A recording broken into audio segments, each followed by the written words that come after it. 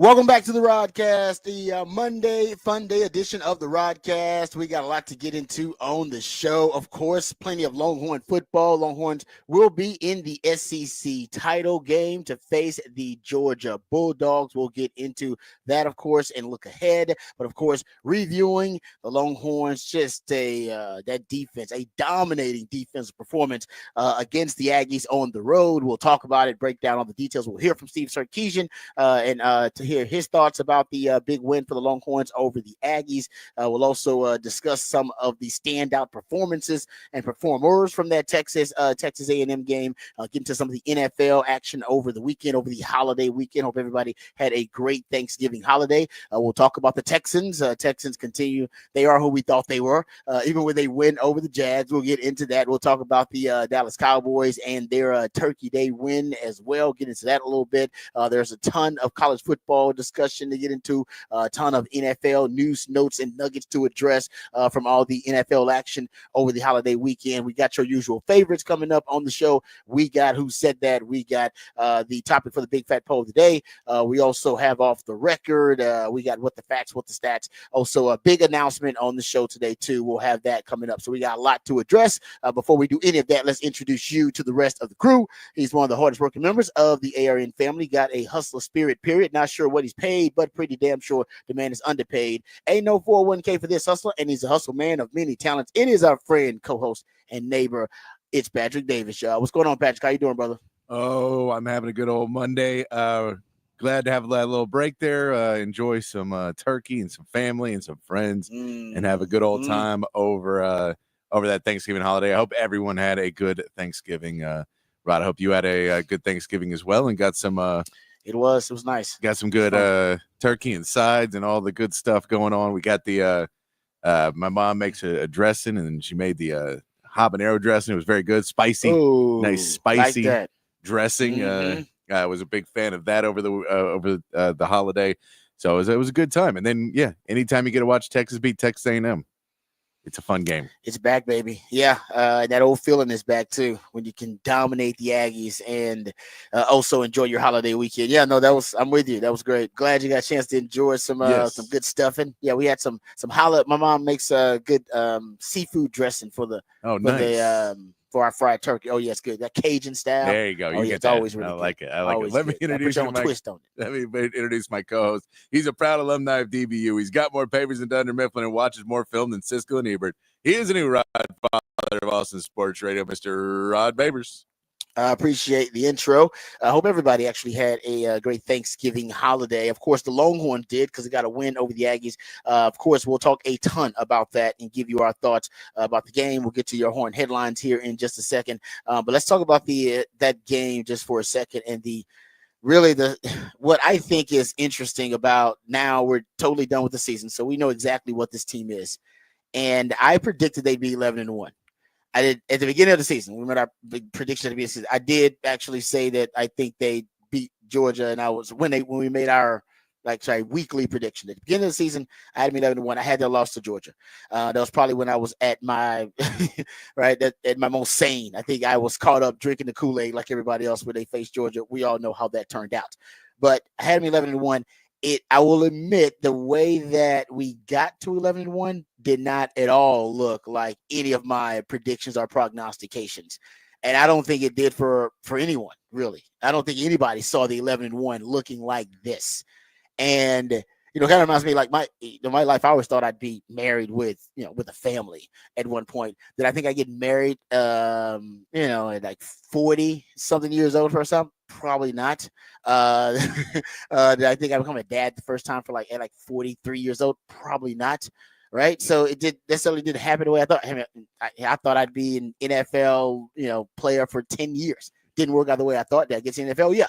But did it happen the way I did? Did the journey look the way that I envisioned? Probably not. Right. And I think that's the lesson really that you take from the season for the Longhorns. Yeah, you got to 11-1, got to the SEC title game, but looked nothing like any of us thought it would look. Right? Did you envision the Texas defense being the best defense in the country and potentially one of the greatest defenses in the history of Texas football? Did anybody see that coming? We knew the defense would be improved. Nobody saw it being that good. Did we see anybody see Gunnar Helm being the leading receiver? Anybody?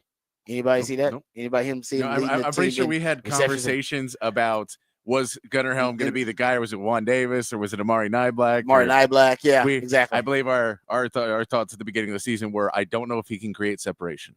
Yep. Don't know if he can win one-on-ones. And now he's Yeah. hurdling guys and mossing guys. Didn't see that coming.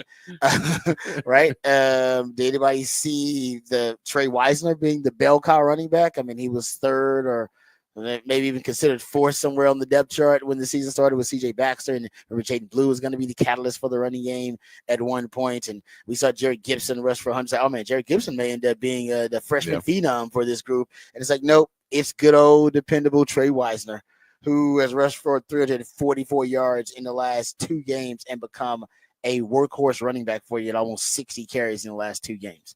Like, anybody see that coming? Anybody? Nope. Did not see that coming. Anybody thought the run game basically toward the end of the season would be what you rely on to help you win games, and not Quinn Ewers, third-year starting quarterback in the system, not all the elite weapons in the passing game. I'm not saying that they're not explosive or prolific. They are, but they're not as trustworthy, I should say, right now as the running game, because that's what Sark has leaned on, and that's what he's trusted to win him the game versus Kentucky, trusted to win him the game versus A&M on the road in a hostile environment. It was a run game that he leaned on. It didn't look the way I thought it would look. That's all. Some of it did. Some of it did. I mean, some of it looked exactly like we thought it would look. But it's interesting that they still got here to 11-1, even though I just think it's a very different product. And at this point, who cares? Right? It doesn't matter. They still they still achieved their goal to get into the SEC title game. And yeah, they end up losing to Georgia, but now you get to avenge that loss. And remember my prediction: next couple of years, you see Georgia, and I don't know if it's going to happen because Georgia's dynastic run is deteriorating quicker than I thought. I thought they'd have more kind of staying power. I don't know if Georgia will. But remember, I said you're going to see them maybe 4 times over the next 2 years. So this will be the second time in this year, and I predicted you. Of course, you're going to see them in the regular season next year, but I predicted you see them again in the postseason next year, and then maybe even in the playoffs if Georgia could, start playing consistently. Carson Beck is playing better, and that defense is good. They just match up really well with Texas. We can talk about that later on in the show, but I'm glad Texas gets a chance to avenge that loss. It's just like I said, it didn't look the way I thought it would look. 11-1 didn't. I will admit that. No. I was wrong about how it would look. No, if you told us at the beginning of the season that progressively our totals, our final scores were going to go down and down and down, you'd be like, oh man, there's going to be regression, and the season's going to wear on them, and you're not going to say, I don't know, you're just going to start playing extremely complementary football and just lean on Trey Weisner to run the ball over and over again, and just understand that your defense is playing elite football right now. Your defense goes up and does not allow a point in the final game of the season. I mean, there's 7 points, but that wasn't the defense's fault. No, I mean, it's amazing. Like I said, I did not think, I thought the defense would be good and improved. Didn't think they would be the best defense in the country. No. And like I said, top five defenses in the history of Texas football. That's how good, because they did the running backs for A&M. They only had a run. They didn't have a rush over 5 yards. No running back had a run over 5 yards. I mean, they allowed 4.3 yards per play. The Aggies guys going into that game, I don't think people realize those 2 goal line stands. First of all, how often do you get multiple goal line stands in a game? Yeah. You usually don't get a chance to do that because the coach probably wouldn't go for it multiple times. I get it. Yeah, you can talk about that. But that Aggie red zone offense, guys, it was a top 10 red zone offense going into the game. It was a really good red zone offense. Colin Klein, remember, even at K-State a couple of years ago when Texas played them, they were an elite red zone offense. They going into that game, I wrote the number down because I saw it on the broadcast, and I was like, that's pretty elite. They had scored on 43 of 45 red zone attempts going into that game. They had 35 touchdowns, 10 field goals. Red zone attempts. They had only 2 red zone trips where they come away with 0 points. And you had 2 in the same game, in their biggest game of the year. Texas shut them down in the red zone, goal line stand. That's tough. That is, like I said, I'm sure, this documented, it's happened before. That was really impressive. Among the moments in the game that stood out the most, that I don't know if two moments stand out more. And on the last one, where Ethan Berg gets the tackle for loss, honestly, the truth is, if he didn't get it, there were like two other guys that were going to get it. Yeah. Alfred Collins was back there. Vernon Broughton, we'll talk about. It's already been Broughton. He was back there in the backfield. It didn't matter. I mean, Ethan Berg made a great play, but there were several guys that were going to get it. So that was, and some people were getting on Mike Elko for going for it. I don't. I think that was a tip of the cap to the Texas defense. I think when he went for it, lady, I think he knew, because he was 17-7. Some people thought, well, why not kick the field goal there and you keep hope alive? In my opinion, I don't think he believed he was ever going to get down there again. They only had one drive where they got down there, and that was the first drive of the game, and that was their game planning for the entire week. I mean, that was their right. That was their script. That was their money plays that they were like, all right, these plays will work versus Texas. After those plays were done and Texas made adjustments, they didn't get much of anything at all. Yeah. So I think he figured after the punt block, we're not getting back down here. Yeah. I got to go for it here. Who cares if that's the game? And he said it guys, you know what his quote was in the post game? This is what the coach said about him. He said that hats off to them. They physically annihilated us. How often you just hear a coach say they physically annihilated us? So even Sark said, we really thought we controlled the game. We quite frankly dominated the game. Yeah, I mean, they did. They did. Now, we'll talk about why they only won by 10 points. But remember, ugly duckling. Let's go back. Ugly duckling. You got to stop looking at this team as a team that is led by the offense and that is a elite offense complemented by the defense. No, it is an elite, all-time great defense that is complemented by the offense. When you look at it like that, a 17-7 win is like, well, that's right on point. That's exactly how we're supposed to be winning games. Yep, double-digit win. Yep, damn right. 17-7. Glad the offense could put up 17 points. There you go. That's what I'm talking about. If you look at it like that, you'll have a better weekend instead of stressing out about, well, why can't we get to 30 points? Well, as Patrick mentioned, hey, nobody thought the point totals will start to decrease as the season went on for Texas offense. But that's where we are. But still, where we are is in a position to win a national title. Yeah. So it's a beautiful swan. It's just a defensive one. That's all. No, and I mean, when you look at it and go, you only got 17 points, but you controlled the clock for 35 minutes of the game. You were able to slow them down enough that they weren't able to get explosive plays really on top of you a bunch. So you did what you needed to do to play complementary football. And that's what Sark wanted to do going in this game. Let's just get through it. Let's not try and go into a shootout where anything can happen. Let's go play what we've done the best, which is trust our defense. And you wouldn't expect it, but man, it's great to see the defense step up in that moment. Yeah, the defense was, I mean, you think about it, you've played your three rivals, none of them at home, all of them on the road, played Arkansas and A&M at their place, played Oklahoma at a neutral site, and you allow just 7 points on offensively. Yeah. That's it. And I mean, and that's the good part too about you can go into a Kyle Field and that noise doesn't really matter on the defensive side of the ball. Mm-mm. So you get rid of that huge factor of all this hype and everything about Kyle Field. You take that away a little bit when you're talking about being a defensive led team, because now they're trying to be quiet for their offense and the crowd is getting too loud for their own offense and kind of screwing them up, and your defense is ready to go. And you just saw that was the game plan. It felt like going in because they were running the ball a lot. And then once they realized, when you miss a couple red zone opportunities, those turnovers, Sark just said, no, we're screwing up a little bit too much. Put the ball in Trey Weisner's hand. Just trust Trey Weisner. Trust in Trey. I mean, hell, I'm going to call him Quintravion for the rest of the show.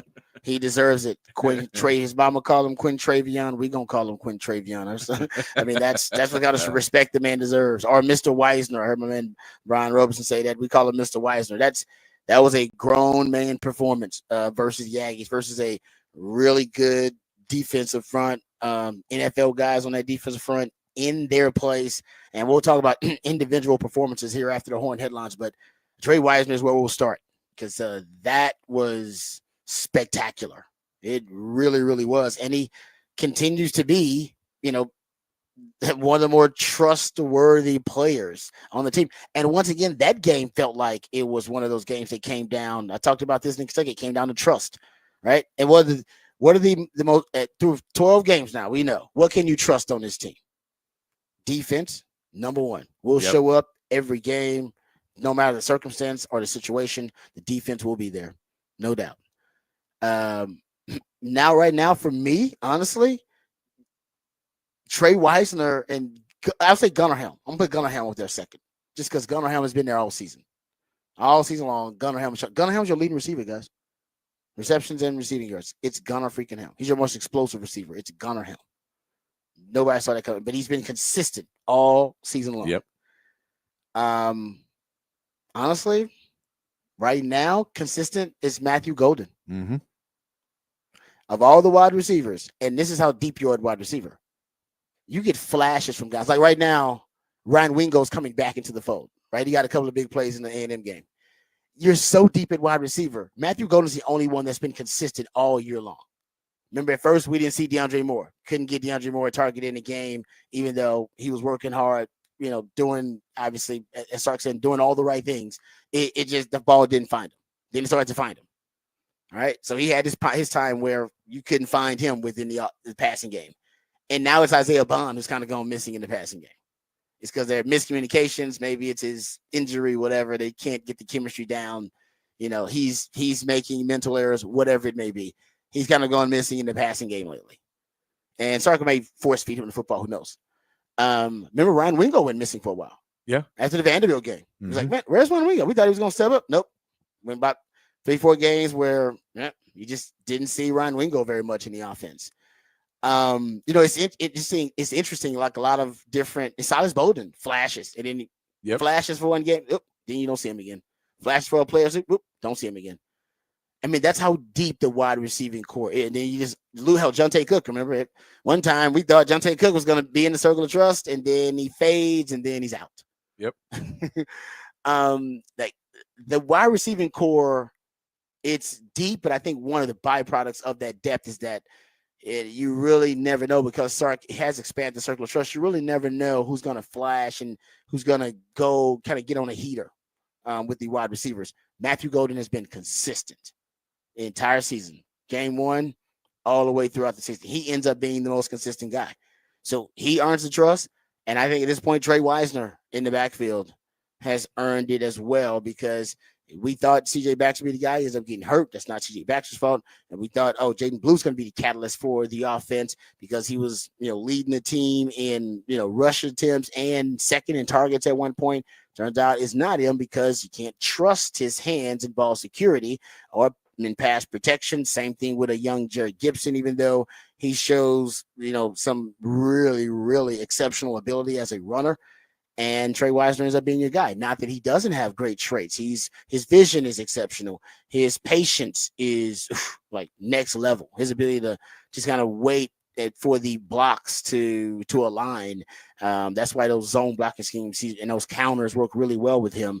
But his burst, his body, we talked about this a lot with wide receivers, but his body control is amazing too.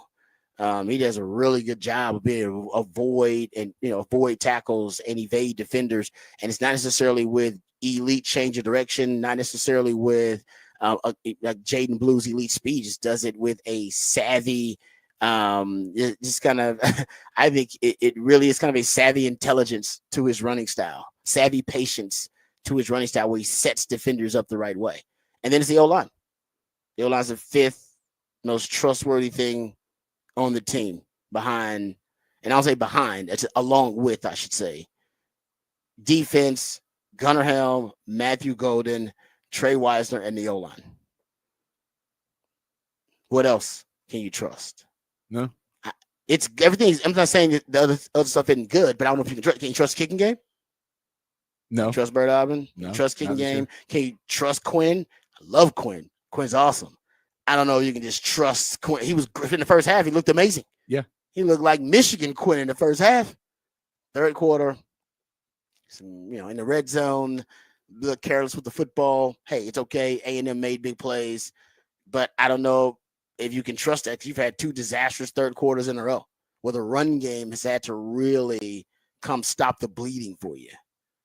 And so, like I said, I love Quinn. I think Quinn has a really high ceiling and great. I don't know if you can trust him. Half the fans, or at least a third of you guys, want to see Arch in there. By the way, love the Arch package, which we'll talk about. Yeah, love that. And, I mean, hey, we'll throw in, though, one thing I love about Jaden Blue is he's somehow now the guy that's like good for basically 1 or 2 big plays a game, where you just you just put him in and he just does. And so not every play is going to be great, but he had the catch of the game. It was a hell of a catch in the back of the end zone. That was amazing. And so, he doesn't necessarily break the big run, which he's done several times this season, where all of a sudden you need a big play and he gets 25 yards or so on a run. But this one is he gets in the back of the end zone, and a guy who hasn't been the most short-handed all season, especially on those wheel routes, goes in the back of the end zone and makes an insane catch. So you get to see that, you get to have the guys that are filling those smaller roles, which is where you want Wingo to get back into and Bond to get back into. We need 2 or 3 plays a game. We can get 2 or 3 plays a game out of you, then we'll be golden offensively. And then Gunnar Helm's going to carry it, and Trey Weisner is going to carry it. We just need a few plays. It's a few plays from you guys, from the bunch of guys that all have exceptional talent, and it's just not as consistent. Just a few plays out of you, and then we know who, as you said, who our workhorses are and who is going to be all reliable. Yep. Yeah. And that's crazy. You're like, we can Gunnar Helm and Trey Weisner will carry it. Yeah. Listen to those. Listen to that. Listen to what you just said there. I know, but I agree with you. I think you're around the money there. There's no doubt. But that's also, right, that goes into the culture of what Sark's built. Yeah. Of those are guys that he just taught you, that all you heard about was in camp and in practice. These guys are earning playing time. These guys are earning it. These guys are working harder than everybody else in practice, or at least as hard as everybody else in practice. These guys are going for it. And then you see what the results of that are, and pushing that forward for every player on that team to look at who are the guys that were standing out in practice. Those are the guys that are carrying this team right now because they are doing all the little things right. So if you want to be that, this is what you got to do. The mold's been cut. It is. It's like I said. I agree with you. It's definitely an example of why his culture works. Yeah. We've seen that over and over again. But Trey Weisner is an example of it. Gunnar Helm is a great example of it too. And we're mentioning these guys as leaders and the most consistent, trustworthy elements on the team. All right, so we'll come back. We'll talk some more about the standout performances. First, let's get our Horn headlines. Then we'll come back and talk about some of the individual standouts from that Texas A&M game. But first, let's get updated, educated, and informed with all the top stories of the day with Patrick Davis and the Horn headlines. All right, your Horn headlines brought to you by Top Gun Rentals and Lawn Equipment. In the NBA, the Rockets topped the Thunder 119-116 yesterday, with Fred VanVleet having his season high of 38 points. The Mavericks played well in Luka Doncic's return from injury, winning 137-131, with Luka scoring 36 points. And the Spurs edged out a 127-125 win over the Kings, with Victor Wembanyama getting a triple-double with 24 points, 13 rebounds, and 11 assists. In college basketball, Texas men's beat Delaware State 90-68 over the weekend. Trey Johnson led the Horns in scoring with 21 points, and Caden Chadrick added a double-double with 14 points and 11 rebounds. They're back in action Wednesday against NC State. And the Longhorn women took home the Gulf Coast Showcase Championship, knocking off number 12 West Virginia 78-73 in the final game, led by Aaliyah Moore with 20 and Madison Booker with 19. Their next matchup comes Thursday against number 3 Notre Dame. In college football, Texas finished regular season play with a 17-7 win over Texas A&M. The win propels Texas into the SEC championship game on Saturday in a return matchup with Georgia. Elsewhere, Michigan upset Ohio State 13-10. Syracuse took down Miami 42-38, and South Carolina knocked off Clemson 17-14. Texas moved up to number 2 in the latest AP poll. In the NFL, the Cowboys got their first home win of the season on Thanksgiving, beating the Giants 27-20 with DeMarvion Overshawn getting his first pick 6 of his career. The Texans held on to pick up a 23-20 win over the Jaguars after a late hit took out Trevor Lawrence in the game, and Joe Mixon rushed for over 100 yards in the game again. Tonight, the Browns take on the Broncos in Denver on Monday Night Football, and that is your Horn headlines. I thank you, Patrick, for the Horn headlines. I appreciate those. All right, let's talk about some of the individual performances that really helped Texas get that win versus A&M. I think if you're going to start, you start with defense, and there's no doubt Vernon Broughton, it's already been Broughton, had a hell of a game. I mean, I think that's the best game he's ever played in his career. When you have your best game of your career in the biggest games of the year, oh man, that's legendary stuff, right? That's iconic stuff, and that's what happened with Vernon Broughton. One of the biggest games of the year, Texas A&M, and he ends up with 4 tackles, 2 sacks, career out for him, 4 quarterback pressure. He had a fumble recovery, 3 defensive stops. There was one drive where he just wrecked the whole damn drive, first, second, and third down. He made plays on all 3 of those downs, and essentially just wrecked the A&M offense. And they were. It seemed like they didn't double team. I think they were double teaming other guys, maybe double teaming Alfred Collins. Man, he made him pay for that. There's no doubt. So Vernon Broughton's probably at the top of the list of standout performers. And I mean, he wasn't even the highest graded. I believe Pro Football Focus has Leon Lafau was the highest graded Longhorn in that win on defense, and he just led the team in tackles. He was awesome.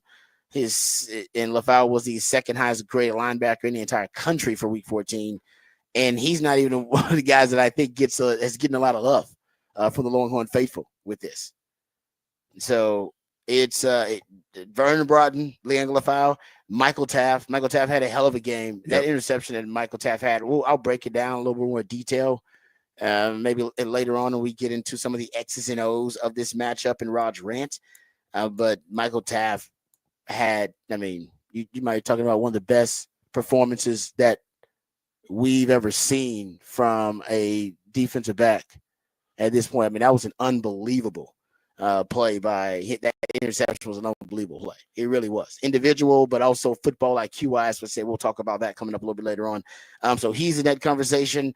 Trey Weisner, I think, I don't know if one individual had Vernon Broughton included had more of an impact on the game than Trey Weisner. Here's my Trey Weisner stat that I love, and shout out to John Bianco, because I believe John Bianco is where I first saw the stats and the breakdown, and there's not a better source out there. If you go look at the best rushing performances by Longhorns versus the Aggies, Sid Benson, who I played with, but not that year, 2003, he had the most, 283 yards versus the Aggies in College Station. Ricky had 259 in Austin in 1998. Earl had 222 in College Station in 1977. And then Quintravion Weisner has 186 yards. So he's behind Sid Benson, Ricky Williams, and Earl Campbell for the most rushing yards versus the Aggies, and the third most for a Longhorn at College Station. Ricky Williams also had 183 at College Station in 1997. Dude, look at that list. He's on a list with Sid versus the Aggies, Sid B. Ricky, Earl. That's amazing. And he's rushed for 344 yards in the last two games combined. Almost 6 yards per rush. Almost 60 carries. Workhorse stuff in the last 2 games. And remember, he's your guy that basically helped you win. He's maybe the MVP of the Oklahoma game. Other than on offense. I know Anthony Hill had a hell of a game that game, but on offense, your offense really, you don't have much without Complementary Weisner in that game. Remember, he breaks your 3 runs. He did have the fumble that Silas Bowden recovered, but still, I mean, he was the catalyst in the run game and on offense for you. So you're two of your top 3 rivals. Complementary Weisner was the offensive MVP in those games. No, I mean he's come to another level right now. It's just so fun to watch, and he stepped up in these big games as well, as you just said. And I mean, just watching his progression, and when you had a running back room, I think we all thought it really felt like Jaden Blue was going to be the guy. This is his year to break out. He is the guy that had the most potential to be a game breaker type running back, but we know he had troubles holding on to the ball. He was, not necessarily still have trouble getting through the, run through tackles and just consistently picking up yards. And then you get Jared Gibson and you feel early there, okay, maybe it's a freshman this year and he goes off, and he has issues fumbling the ball. Trey Weisner just slow and steady wins the race. And that was it, is he just stuck to the plan and kept going. Yep.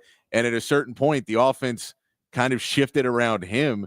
And, that's one of those pieces. Credit to Sark as well to be able to shift and form the offense into the play sheet, all of a sudden having more Trey Weisner plays on it each and every week and realizing these are the plays that Trey does, and working with Trey to understand how to run in each of these different concepts he's putting out there, because it's not easy for every running back. We know we've seen, even in the NFL, you see running backs that you put in a different coach and they can't do anything. Mm-hmm. Trey Weisner, it feels like whatever kind of run you're calling, he's at least going to get you a few. And if you get the right play on him, he can go pick you up some big runs. But yeah, they were taking chunks out of the end of A&M at the end of that game, where you just needed, hey man, we need 8. Okay, no problem, we'll go get 8.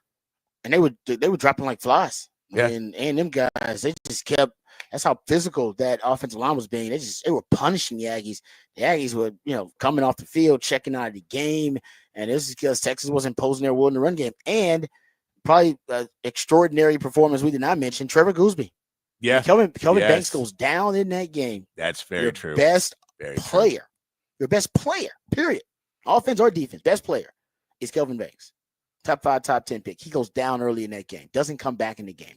You put in Trevor Gooseby, who's a sophomore? What Trevor Gooseby is, hadn't had any real action at left tackle versus NFL guys on the road, hostile environment, the most hostile environment you've played in all year, and he's going up against NFL caliber guys. And not only does he hold his own, there's not much, if any, drop off. How the hell is that possible with with a top 5, top 10 pick leaving the game and you putting in the backup, and there isn't much significant drop off at all? No, shout out to Kyle Flood and the Pancake Factory for building, because I was having conversations with some people, with some friends about, even getting that and just being a sports fan. You start to worry and you go, man, as good as this O-line's playing, you got to remember this is a very veteran O-line. It's going to look a lot different next season, but that gives you that feeling.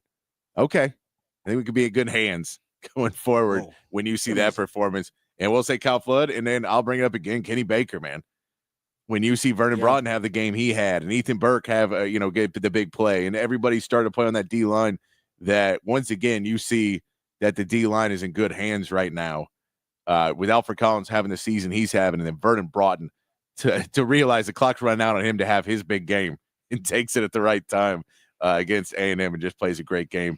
It's great to see those guys performing at this level, and that, we weren't sure that this defensive line going into the season, that was a giant question mark of inconsistency is the main part from Alfred Collins and Vernon Broughton, that even though you knew they could be good, could they be good for an entire game? And I mean, that's your proof right there, that you go up against an A&M team and out physical them and just don't allow them really anything all game long. Yep. No, I totally agree. And then I think the other guys, just look at Matthew Golden. He had only 3 catches, but they were huge, massive. He had that 44-yarder. He had another big play late in the game, that 20-something yarder late in the game, another explosive play. Gunnar Helm, 6 receptions, 56 yards. Like every time they needed a big play in the passing game, Gunnar Helm showed up for him. So they had so many guys that just really stepped up, and that's why I got a lot of faith in this team, even though we'll get to the bad. There was some bad, of course. Yep. We'll talk about that third quarter. We'll get to it, but there was so much good. Like I said, I look at this team differently, and that's why I usually start reflecting on how the really many ways that this team can win games. And we saw it again here, but it's led by the defense and how malleable their blueprint to win is. All right, we come back. We'll talk about more Texas A&M, but we'll hear from Steve Sarkisian and get his thoughts, get the head coach's thoughts about that win. And also we'll get into we got to make a big announcement on the show. All right, that's coming up here as well in this hour. We'll do that and more right here on the Rodcast, featuring Patrick Davis and Lifetime Longhorn Rod Babers, coming back on the horn.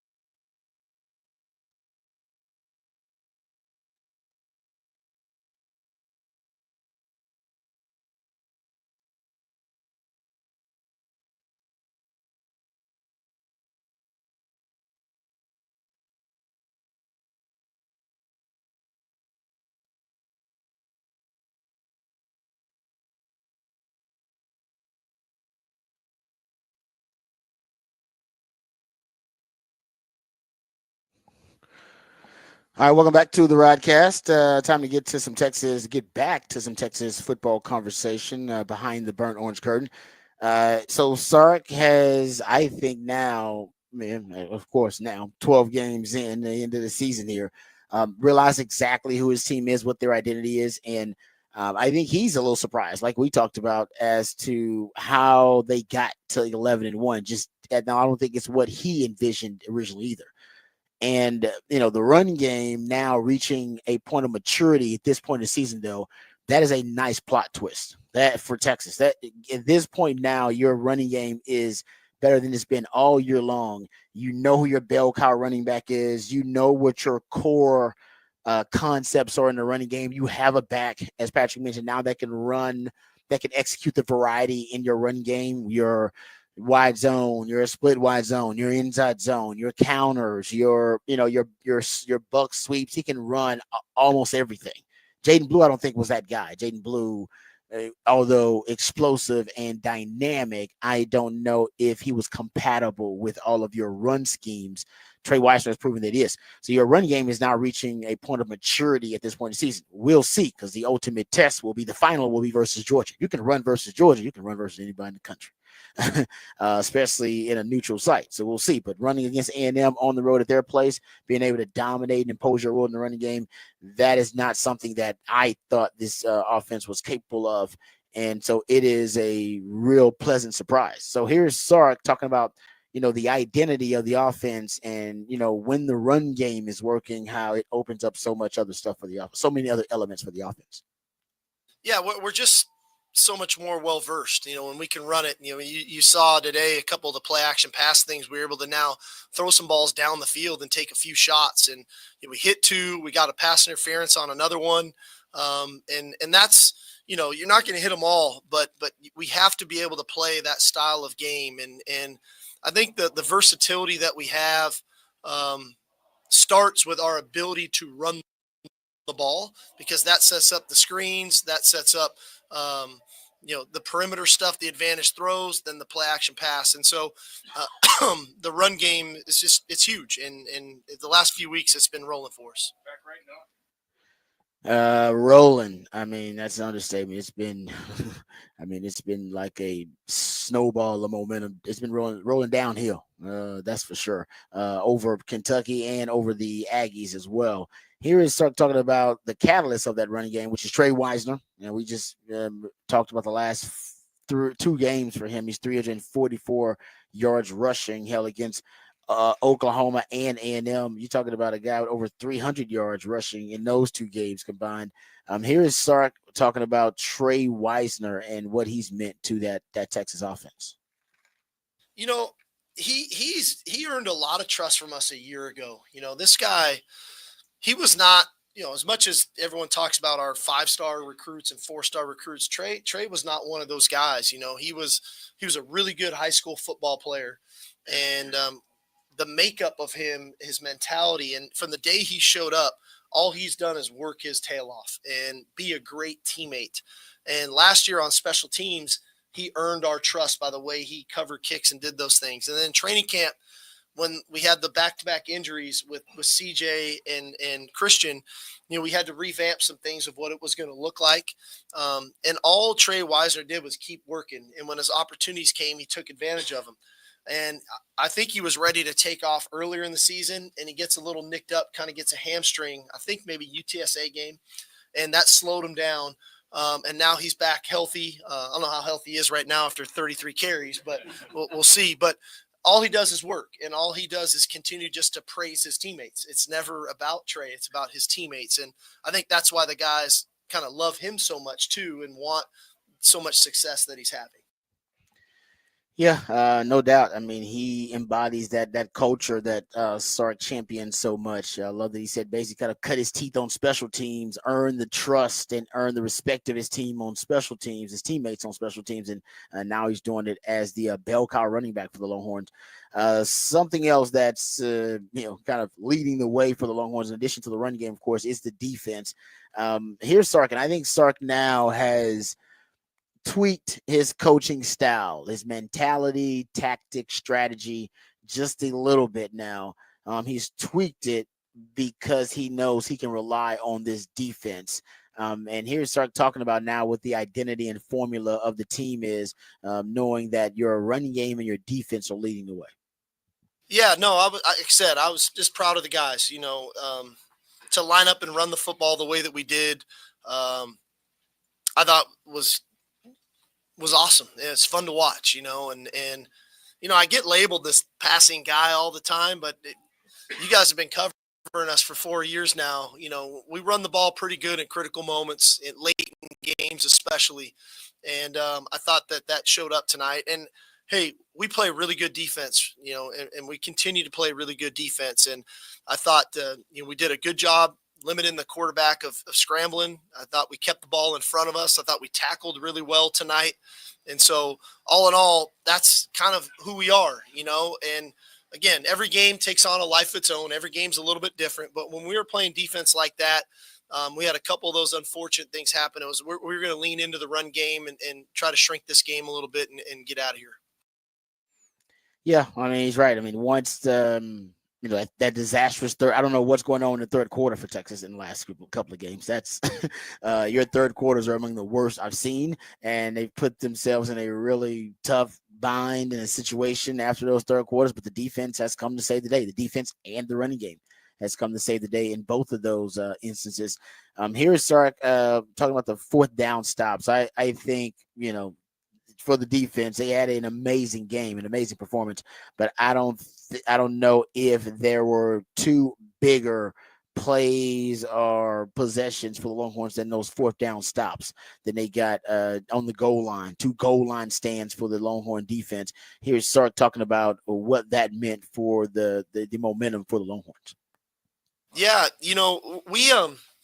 we do this thing in training camp called red zone lockout that we take a lot of pride in. It's a very competitive drill, offense versus defense. And so our guys know, when we start that drill on the 25-yard line as if it's a sudden change, and then the offense is trying to convert it for a score and the defense is trying to stop it. And we do that as a live period, good on good, and we get after it. And I think we develop a mentality in there that, man, we are defending our end zone. And it doesn't matter if they're 6 inches away from that goal line.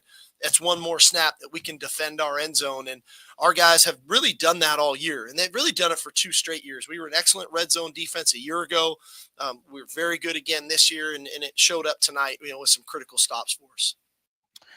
Yeah, he's right about that. And, that's, if you go look at that Texas defense, that's really where they shine the most, right? Is in those critical moments, situational football. There's situational awareness. I've used that term about the defense a lot, and it was on display in those goal lines. It seemed like they knew exactly what the Aggies were doing. You can make the argument on the Aggie side.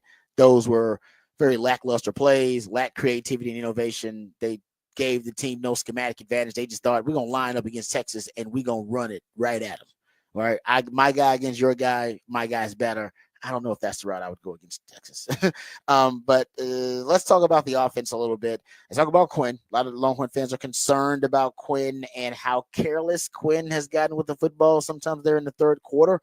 And Sark, even though he had the arch package and Quinn was dealing with an injury, didn't seem like it hurt Quinn, or at least it was hindering Quinn too much because he was very mobile. That was a big question early in the game. Could he be mobile? But after I thought a very impressive first half, the third quarter happened. You get the pick 6. You got a fumble by Quinn. Just didn't look very sharp. Here's Sark talking about Quinn's performance and sticking by his third-year starting quarterback in that game.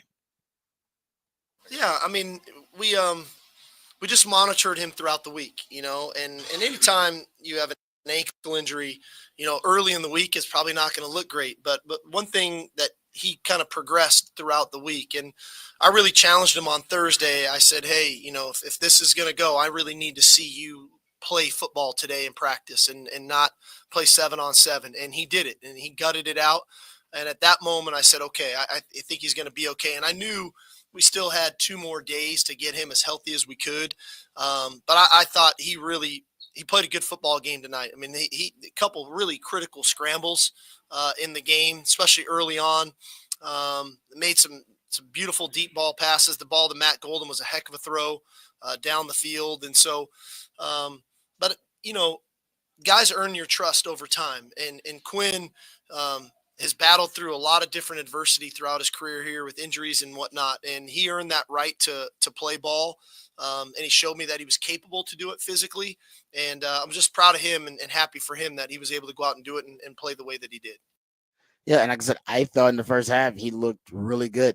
I thought he was close to Michigan Quinn in the first half, scrambling, making plays outside the pocket. He was accurate with his throws. And then the third quarter happened. And here's Sark talking about those turnovers from Quinn in the third quarter and how he basically, for Texas, how it made the game a whole lot closer and more dramatic than it needed to be. No, I mean, a couple bad luck plays. I mean, the tip ball is a tip ball. I mean, it's unfortunate, that happens. And really on the fumble, he's trying to slide and gets kind of really put in an awkward position, and the ball comes out. So Quinn's been through a lot. We've been down some pretty good roads together, and we've been down some tough roads together. And so I think he knows where I stand on a lot of things. And I didn't feel like, his body language, his demeanor in the huddle with the guys on the sidelines didn't warrant me having to talk to him. He was engaged. He was still, firing guys up and doing all that. So I felt comfortable with where he was at that time. Yeah, listen, his game probably should have been a blowout if not for the disastrous third quarter. I think if there was any critical coaching point that I would pull out, I would, be able to extract from the game, it would be Texas was sloppy in critical moments, right? In practice, your practices break down in sessions of what they consider situational football, whatever the critical moments are: red zone, short yardage. You do third down. You do 2-minute drill, right? So they just try to break down different potential circumstances and situations that'll happen in the game. And red zone is one of them. Texas, both of their turnovers occurred in the red zone. So sloppy in a critical moment. You had a punt block. You practice special teams. Literally, you have special teams periods just to practice punting and covering punts. So that is something specifically you practice, just like red zone, and you had a punt blocked. You missed a field goal late in the first, to end the first half. That's also, like I said, part of special teams. You practice those critical moments in the game. So Texas was sloppy in just some of those critical situational moments. And if they just clean that up, that game is a blowout. They blow them out of the water. It's not even close. But just so you know, that's why coaches practice those critical moments and those really important situations, because a game like this ends up 17-7. You had a dominating defensive performance, dominating rushing performance on the ground, and it ended up being only a 10-point win for you, even though you dominate this game for 3 out of the 4 quarters. Why? Critical moments. Didn't perform in critical. Why are the Kansas City Chiefs 11-1 when you play some of the worst football of any team in the NFL through 3 quarters? Because in critical moments, crucial critical moments, their opponents screw up and they don't. Last minute field goal, 2-minute drill, red zone. Kansas City Chiefs play their best football in those moments. Everybody else, they end up fumbling it, screwing it up somehow. And yeah, you can say, oh, the Kansas City Chiefs are just really lucky. Are they really lucky? Or are they just really, really dialed in and focused on those critical moments of situational football? Now we will say, defense in critical moments still elite. No, it is. Defense in critical moments is great. Offense and special teams. Offense and special teams. Both yeah. lost and that's not complementary football. No. But that's how a game where you should have won 34-7, it ends up being 17-7. Because why is this a close game? Critical situational football. Because if Texas defense doesn't play in critical moments, you lose. Exactly. That's your margin for error. Now you have just shrank the margin for error for your defense. Yes. It is minuscule because of your lack of focus in those critical moments. So that's all they got to do. If they clean those up, now if you do it against Georgia, you're gonna lose. But if you clean those up, you're good. I mean, in my opinion, I don't think you'll blow Georgia out, but I think you can beat this Georgia team, even though they're playing better and even though they got a pretty good antidote for what Texas does. All right, we'll talk about that later, but let's get to the break and we'll get to the topic for the Big Fat Poll of the day, and we'll also get to your music theme day of the week right here on the Rodcast featuring Patrick Davis. I'm Lifetime Longhorn Rod Babers coming back on the horn.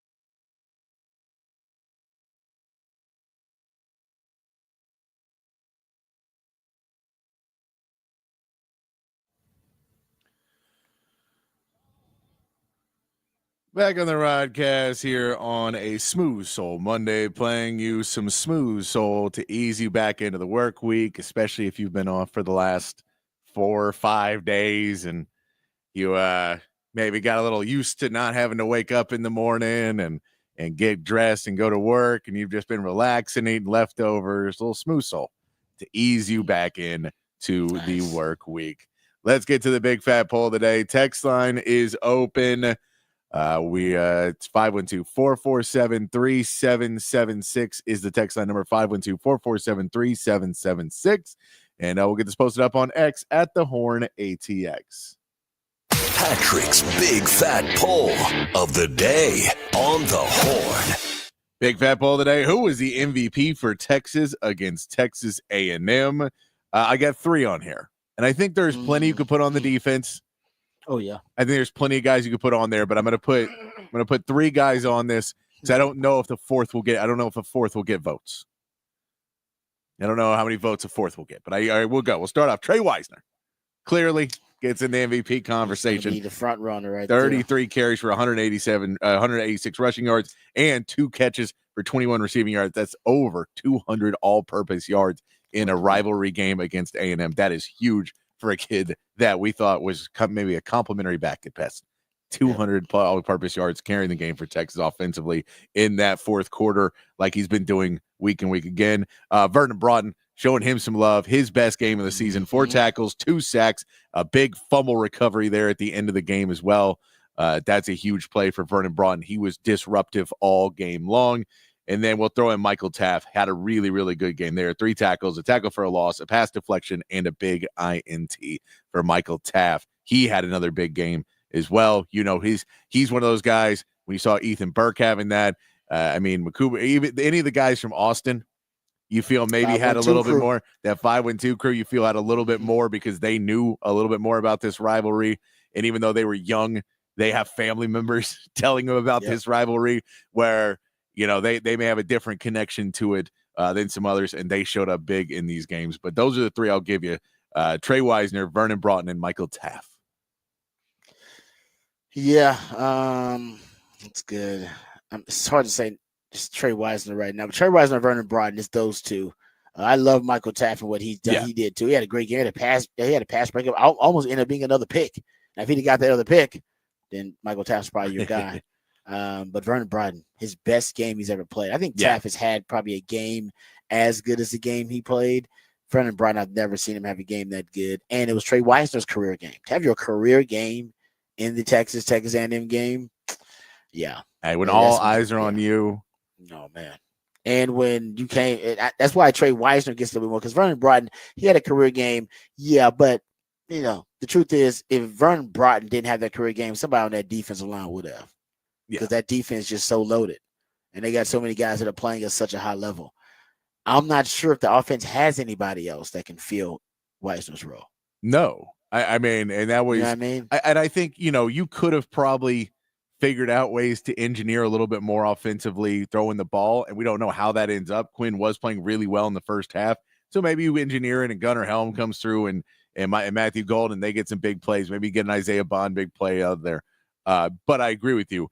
You didn't have to because you had Trey Weisner, and you could trust that versus taking the little bit more unpredictable nature of having to throw the ball and stopping the clock and getting your defense back out there and getting them a little bit more tired and giving Marcel Reed just more chances to break off a big play where he gets outside and they just get a scramble drill for, you know, a touchdown. You know, those can happen is if you just keep giving guys opportunities. I mean, and that's kind of the deal, I think, with the defense when we look at Vernon Broughton, Michael Taft, that whole defense played so well. Everybody played well. That it's hard to pick out one defensive player because you go, everyone was playing top-notch football in that game, so it's hard to pick one over there. But on the offense, Trey Weisner clearly head and shoulders was the guy. And, I mean, you can give love. You gave it earlier, the offensive line, Trevor Gooseby. You know, he's definitely your unsung hero of the game. I agree with that. Because he's your guy to come in and you know, not show weakness in a moment where, you know, every play at that point, Mike Elko had to be salivating. Yep. You just took out the best player on the team, the first pick in that draft from Texas, and he's gone. And now we've got a guy we can go attack on that side of the football. and they didn't. It didn't matter. Didn't matter. Still couldn't penetrate. Still couldn't, exploit Texas. I'm with you. And Elko, they got NFL guys over there, man. Those are NFL defensive ends and edges. Shamar Stewart, Shamar Turner. They got Scourton, who's a really good player. Didn't matter. Texas just rolled downhill on them. So I'm with you. That's Trevor Gooseby. I know he's not in the MVP conversation, but he should get some love because that game could have gone all types of wrong if he had been, less reliable, or if he wasn't up to the task.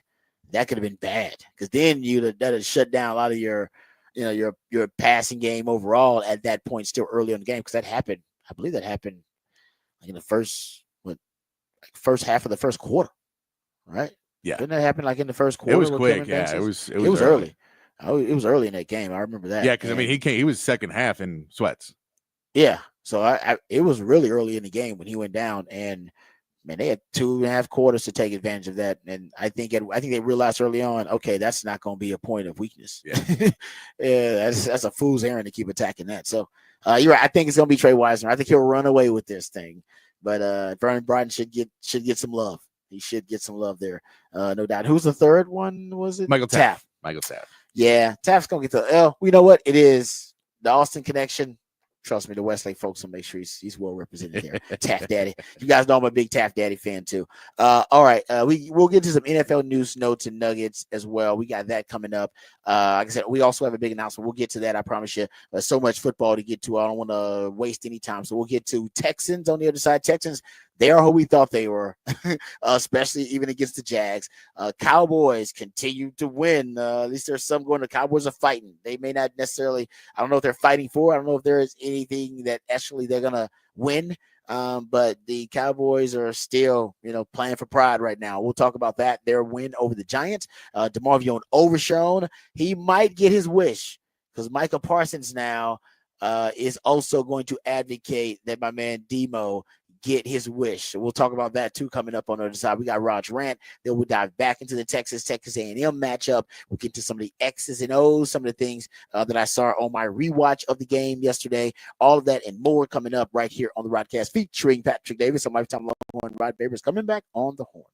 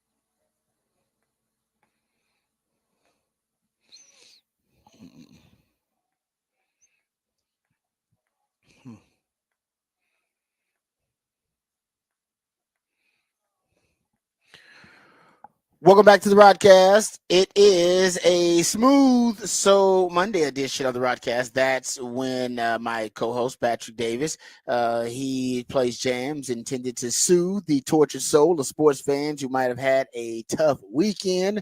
And that was not the case for Longhorns. Definitely the case for the Aggies out there. Tough weekend, tough loss to the Longhorns. Not the case for the Texans. They get a win over the Jags. The Cowboys get a win this holiday weekend. So we'll get into some NFL discussion coming up. But thanks, my man Patrick, for all of his efforts for a smooth Monday. We also appreciate him coming up with the topic for the big fat poll of the day. And that is something that will get posted for you. Actually, it's already posted for you. Patrick, what is the topic for the big fat poll of the day? Who was the MVP for Texas against Texas A&M? We gave you 3 options there on the poll. If you got another one, you can feel free to share it on the text line, 512-447-3776, or up there on X as well, at the Horn ATX. Trey Weisner, Vernon Braun, and Michael Taft are the 3 names we gave you there. It's going to be Trey Weisner. Already voted. It's going to be Quintravion. Sorry. We're going to call him Quintravion for the day because he deserves it. I don't even know if he likes Quintravion or prefers Trey. I'm going to call him Quintravion because Mama called him Quintravion. Also, Mr. Weisner would be acceptable considering what he's done in the last 2 weeks. So 344 yards, almost 60 rushes. Yeah, he's my MVP of that game, no doubt. And we talked about this on, strangely enough, we had a big Trey Weisner conversation on the last show last week. We had Nick Shuley in for Setlist ATX. We were talking about, I brought up the Jarrett Gibson NIL deal, that he's got a Maserati deal. Yeah. Jarrett Gibson does. And Fancy Boots, shout out to Fancy Boots because she actually contributed to the conversation as well. And we were talking about how we didn't think Trey Weisner had an NIL deal of any kind, especially not with a car company. And I believe all the research that was done by any of us, nobody found that he had a deal with a car company. And I don't know if Maserati fits Trey Weisner's personality. So maybe it could be something else, something a little bit more reliable, something a little bit more dependable that maybe fits Trey Weisner's personality. But I think, can we all agree now? It is time to get this man an NIL deal with some car company. Let's get it done. He can get an NIL deal with whatever he wants. Yeah, the Maserati thing doesn't really fit. I mean, yeah, he can get a Maserati if he wants to, but I don't know. That fits Trey Weisner. He should be able to get what he wants. But I remember we said he should get a tricked out van. I believe that's what we came up with. He should get one of those reliable, tricked out van. Very reliable van. Reliable. Yeah, but it's got to be tricked out. It's got to be really fly. Like you said, it's like pimp my ride kind of thing. And at that point, I believe Fancy Boots Megan sent us a picture, at least sent it to me, and I sent it to you guys. There's a Toyota, I believe Hiace is how it's pronounced, and it's a luxury van. Like it's just a luxury van. Like you almost got to have a driver for this thing. It's so damn luxurious. And if that's the case, hey man, maybe that's the way to go. I don't know I don't know what kind of deal he needs to get, a car deal, but give the man a deal. Reliable pickup truck, whatever it is, something that fits Trey Weisner. At this point, the man deserves it. Oh yeah, it's more than deserving. Can't believe I don't know how it works. I don't know. I'm sure there is, because now they got a GM, so I'm sure they have their version of a capologist, because it's not a salary cap, but someone who manages the NIL funds and how they're distributed and the NIL deals and all that kind of stuff. Yeah, but, it also depends. I know some of these guys are represented by people, and some of them probably are not. So if you're not represented by somebody, then you're probably not going up and asking for too much. So then that's true. Better get your representative, get you an agent. So who knows how it all works? But yeah, I'm assuming, some of these guys, you have someone constantly in your corner kind of looking for deals and looking for things, versus if you're just waiting for things in life, sometimes you don't get what you want. Damn right, that's true. Closed mouth don't get fed. But Trey Weisner is eating. That's for damn sure. Right now. He is. So we'll get to some more Texas football, because when we get into Rod's rant, I want to dive into some of the stuff I saw in the actual rewatch, and we'll get into the Arch Manning package. Matter of fact, we'll hear from Sark talking about the Arch Manning package. I thought that was a brilliant tendency breaker for Sark. And I always say, to win big games, you got to break tendency. That was certainly a way to do it. So we'll get to that and talk some more Texas A&M, and some college football as well. Their apparently there's a new craze going around college football, especially, and I think it definitely reared its ugly head here during the rivalry week. So we'll get to that too. And it started some fisticuffs and some altercations, and a little bit of a melee over the weekend. So we'll get to that and talk about it. We'll also have coming up, we'll get what the facts, what the stats. That'll be coming up later on in this segment. And we got your Horn headlines here. Then we'll come back, talk some NFL news, notes, and nuggets, talk about the Texans, talk about the Cowboys a little bit. But first, let's get educated. Let's get updated. Let's get informed with all the top stories of the day with Patrick Davis and our Horn headlines. All right, your Horn headline is brought to you by Top Gun Rentals and Lawn Equipment. In the NBA, the Rockets topped the Thunder 119-116 yesterday, with Fred VanVleet having his season high of 38 points. The Mavericks played well in Luka Doncic's return from injury, 137-131, with Luka scoring 36 points. And the Spurs edged out a 127-125 win over the Kings, with Victor Wembanyama getting a triple-double with 24 points, 13 rebounds, and 11 assists. In college basketball, Texas men's beat Delaware State 90-68 over the weekend. Trey Johnson led the Horns in scoring with 21 points, and Caden Shedrick added a double-double with 14 points and 11 rebounds. They are back in action Wednesday against NC State. The Longhorn women took home the Gulf Coast Showcase Championship, knocking off number 12 West Virginia 78-73 in the final game, led by Aaliyah Moore with 20 points and Madison Booker with 19. Their next matchup comes Thursday against number 3 Notre Dame. In college football, Texas finished regular season play with a 17-7 win over Texas A&M. The win propels Texas into the SEC championship game on Saturday in a return matchup with Georgia. Elsewhere, Michigan upset Ohio State 13-10. Syracuse took down Miami 42-38, and South Carolina knocked off Clemson 17-14. Texas moved up to number 2 in the latest AP poll. In the NFL, the Cowboys got their first home win of the season on Thanksgiving, beating the Giants 27-20, with DeMarvion Overshawn getting his first pick 6 of his career. The Texans held on to pick up a 23-21 over the Jaguars after a late hit took Trevor Lawrence out of the game. Joe Mixon once again rushed for over 100 yards in the game. Tonight, the Browns take on the Broncos in Denver on Monday Night Football, and that is your Horn headlines. All right, thank you, Patrick, for the Horn headlines. Yeah, so DeMarvion Overshawn had a career game in that Thanksgiving matchup versus the Giants.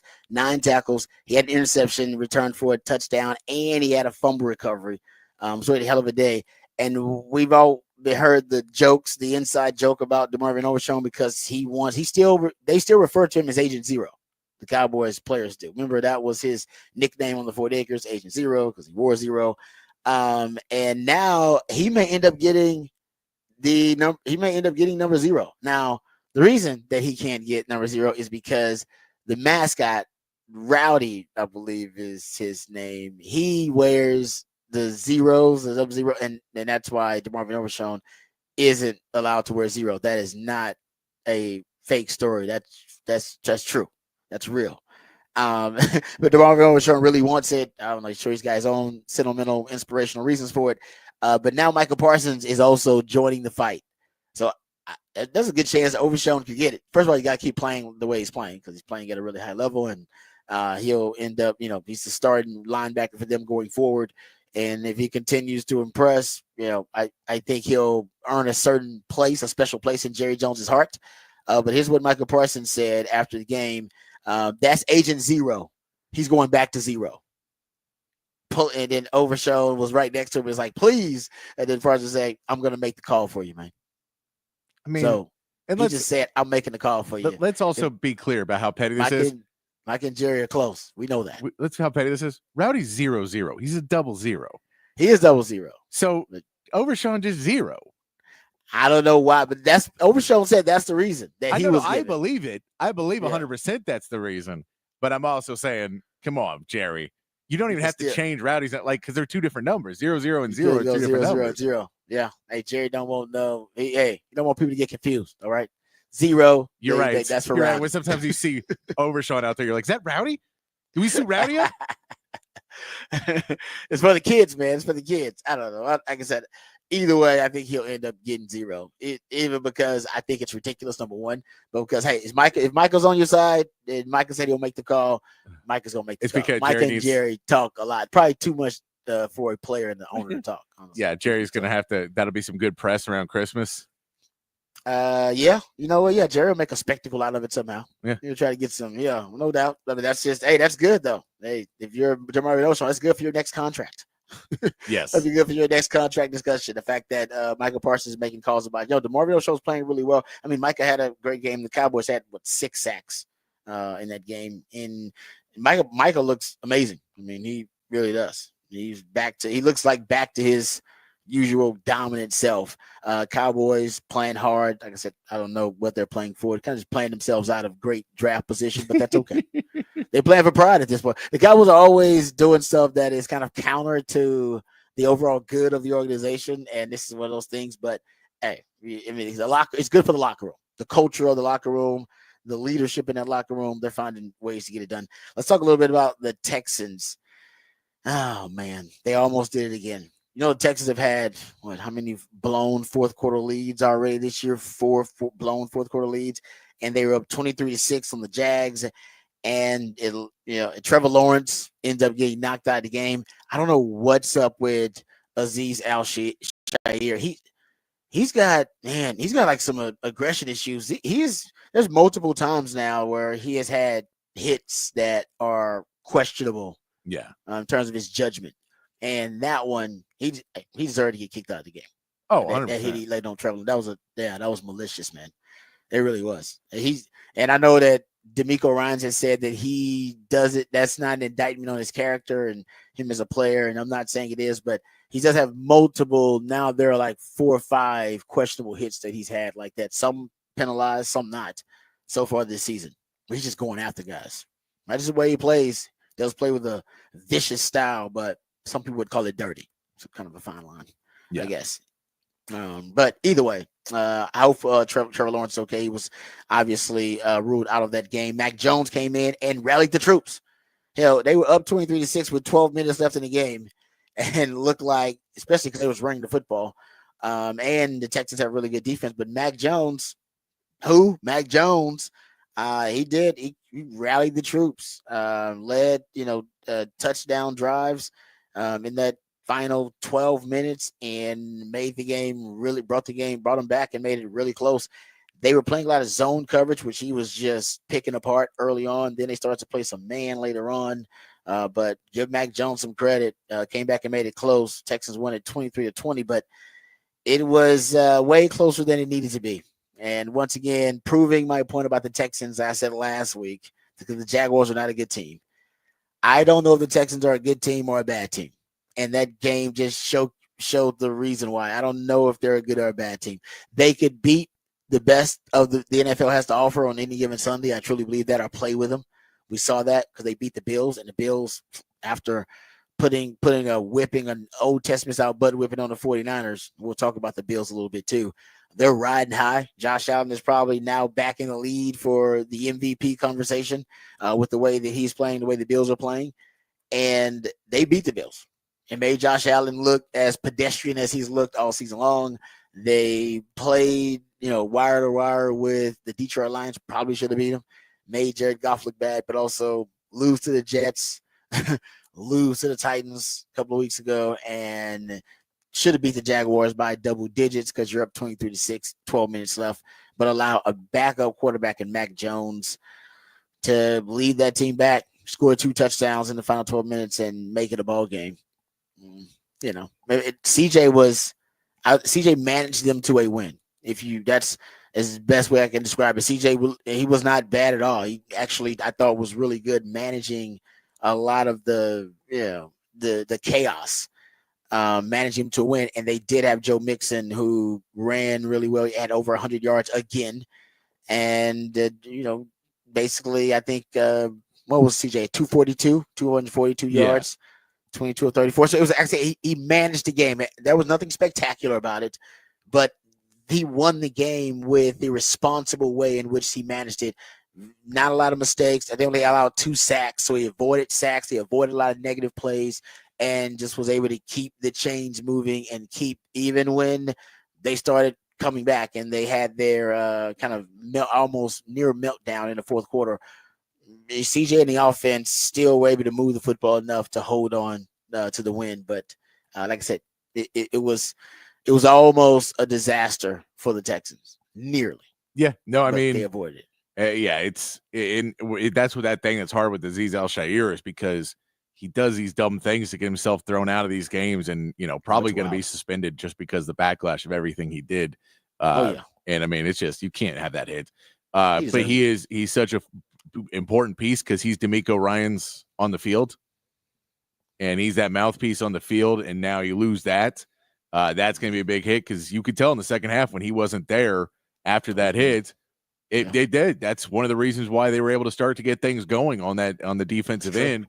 Because the offense, it wasn't electric. It wasn't great, but it wasn't bad. It's been bad in weeks past. You had 3 penalties for 15 yards in the game. You had, you only allowed 2 sacks. So you expect a game like that, you'd be pulling away, which they were.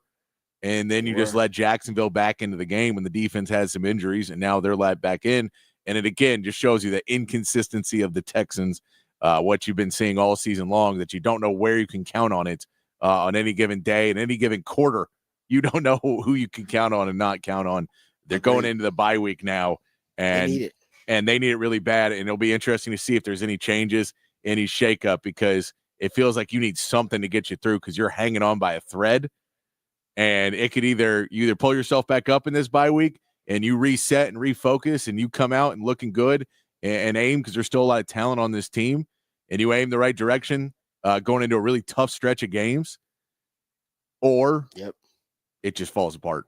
Bottom falls out, and you finish the season real bad, and now D'Amico's on the hot seat. Bobby Slowick's gone. Everybody's worried about everybody. You don't know what you're going to do in free agency. Caserio now has to pull back on the going all in. That, Dad decides, he doesn't have the blank check anymore that he kind of got from Cal and the McNairs to go out and get a Stephon Diggs and try and get a Joe Mixon and give them contracts and work all that out. That maybe goes out the window if now there's a lot more questions of this team. Is it ready to get it done? So it's a huge bye week for the Texans now getting out of that game. Yeah, and they actually, remember, they started really early too. They started with the Hall of Fame game. Yeah. Right? They started early, and I believe this is the latest.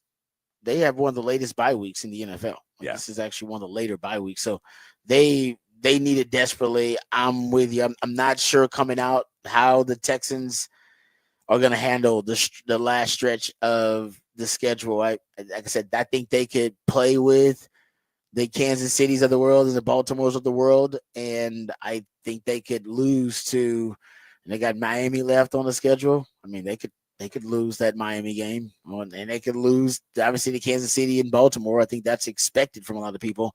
I just don't have a lot of faith that the Texans are going to be able to put out a product to win a playoff. They won a playoff game last year. That's the crazy thing about it. Yeah, that. They did. You almost forget they won a playoff game. They did. It was a really good defense they beat, but it was the Browns with Joe Flacco. It's true. It was, but they still won a playoff game. They did win. I don't have a lot of faith in them winning a playoff game this year. But again, I don't have faith in winning another game this season. So that's what I'm saying is I have zero faith in this team. Now, do I think they could? Yes. I think they could win a playoff game for sure. But I have zero faith in this team right now because I have no faith in the offensive play calling. I have no faith in the offensive line still. I think CJ Stroud is still a good player, but having a little bit of a sophomore slump, and he's just trying to figure it out. But and then defensively, I think there's still struggles that they've been having and places, and depending on if they can stay and not knock themselves out of games with stupid penalties and things like that, you just don't know because you don't know which team is showing up quarter to quarter. Yeah. I know that was a clean game, though. See, they can just play clean like that offensively. I think the defense should, but you're right. Late especially when Azeez Al-Shaair left, they started to crumble a little bit and show they can be exploited. But usually you can count on the defense to be pretty consistent, and they had no turnovers. That's key if you're going to kind of led by the defense. Running game was able to be effective for them. Only allowed 2 sacks, also important. 1 offensive penalty. Yeah. On offense. That's what I mean. On offense. That's what kills you is you were playing complementary football finally. You're handing the ball off to Joe Mixon. He's starting to get some runs. Your offense started playing complementary football to your better defense who's playing really well. And then your defense decides to screw it up, and they can start playing worse and let Mac Jones start going down the field on you. And that was a problem, as you said. You finally, like, that was the way you wanted to see a play call and the way this offense play and not screw it up for the defense. And then the defense screws it up and almost cost you the game. That's where the problem lies, is you just don't feel the consistency as a team as a whole week to week, where you go, this is our strength, this is what we can do, if we do this, we'll win. I don't know if you have if we do this, we win, because it's everybody that just kind of gets undisciplined at points from this team. You get up 20 points and they all start thinking about what they're eating for dinner. They definitely were. They definitely, especially when Mac Jones was in there, like, all right, man, this is done. All right, I'm sure they got distracted, and it showed. There's no doubt about that. But yeah, except offense, I think they may have found some of the formula that they need. Just play clean, and don't the self-inflicted wounds, the penalties we talk about. I mean, this was the second most penalized team in the NFL going into that game. Yet they played clean. They usually give up a lot of sacks and pressures. They only allowed 2 sacks in that game. They usually, turnovers are an issue, or at least they have been for CJ Stroud lately. No turnovers for him. Only had 1 touchdown, but still, I mean, if you can play clean in the defense, which usually you can count on to, limit offenses, I think that may be the recipe for the Texans. Just stay out of your own way.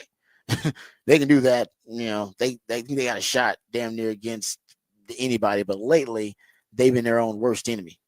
So we'll get into some more NFL news on Nuggets, because I want to talk about some of the other action that we saw. But Rod's rant, we got Rod's rant coming up next. We'll talk Texans. We'll talk about the Texas Longhorns and their matchup against the Aggies. And yes, we will have our big announcement coming up in Rod's rant. We'll do that one on the other side, right here on Rod's rant. We'll have Rod's rant coming up next, right here on the Rodcast, featuring Patrick Davis. I'm Lifetime Longhorn. Rod Davis coming back on the horn.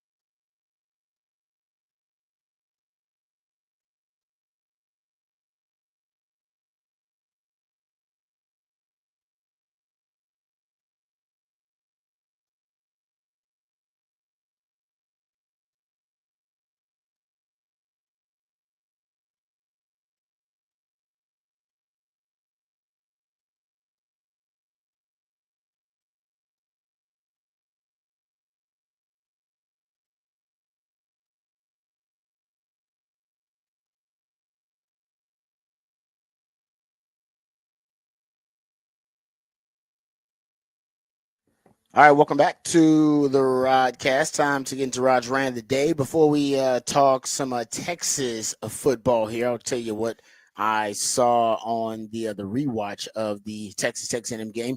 Announcement that we need to get into here really quickly. And you guys know there have been some changes, of course, on the Horn over the last year or so. We've tried our best to kind of keep things rolling, but it's been difficult, of course.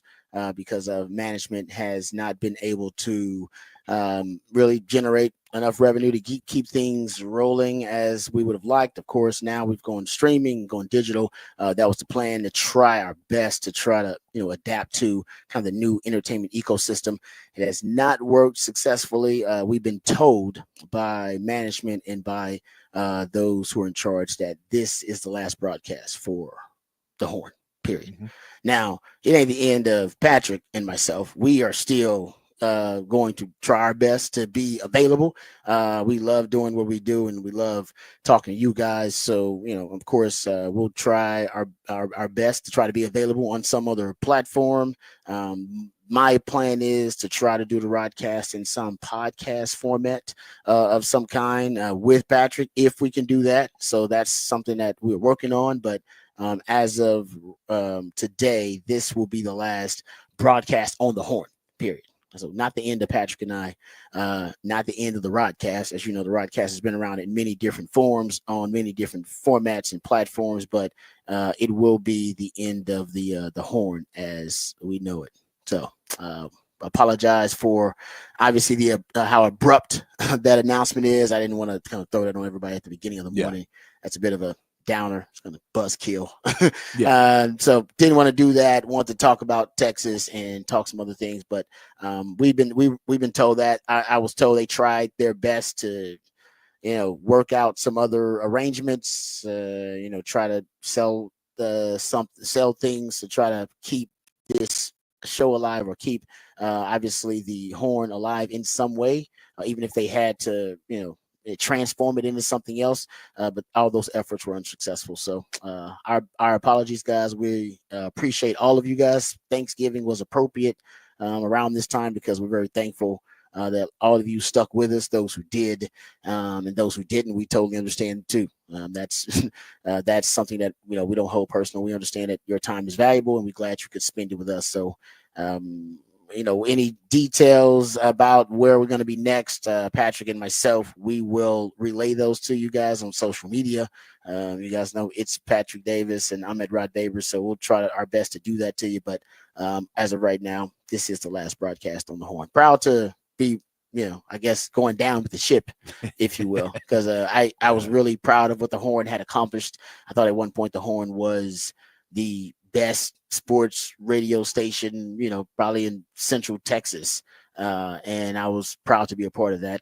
Of course, decisions that were made outside of our control led to where we are now. And it is what it is. So our apologies, guys, but thank you guys so much. That's, I think, the message here is we are very grateful for you guys for sticking with us for so long. I mean, we probably wouldn't have been able to stick around as long as we have if it wasn't for you guys and continuing to tune in and continuing to support us. So really do appreciate it. And hopefully, you guys will stick around and be there for the next iteration that Rod and I are both behind the scenes trying to make some stuff happen and get ready on the next venture of the Rodcast. Yeah. No worries. Like I said, I appreciate everybody. I know it's going to be,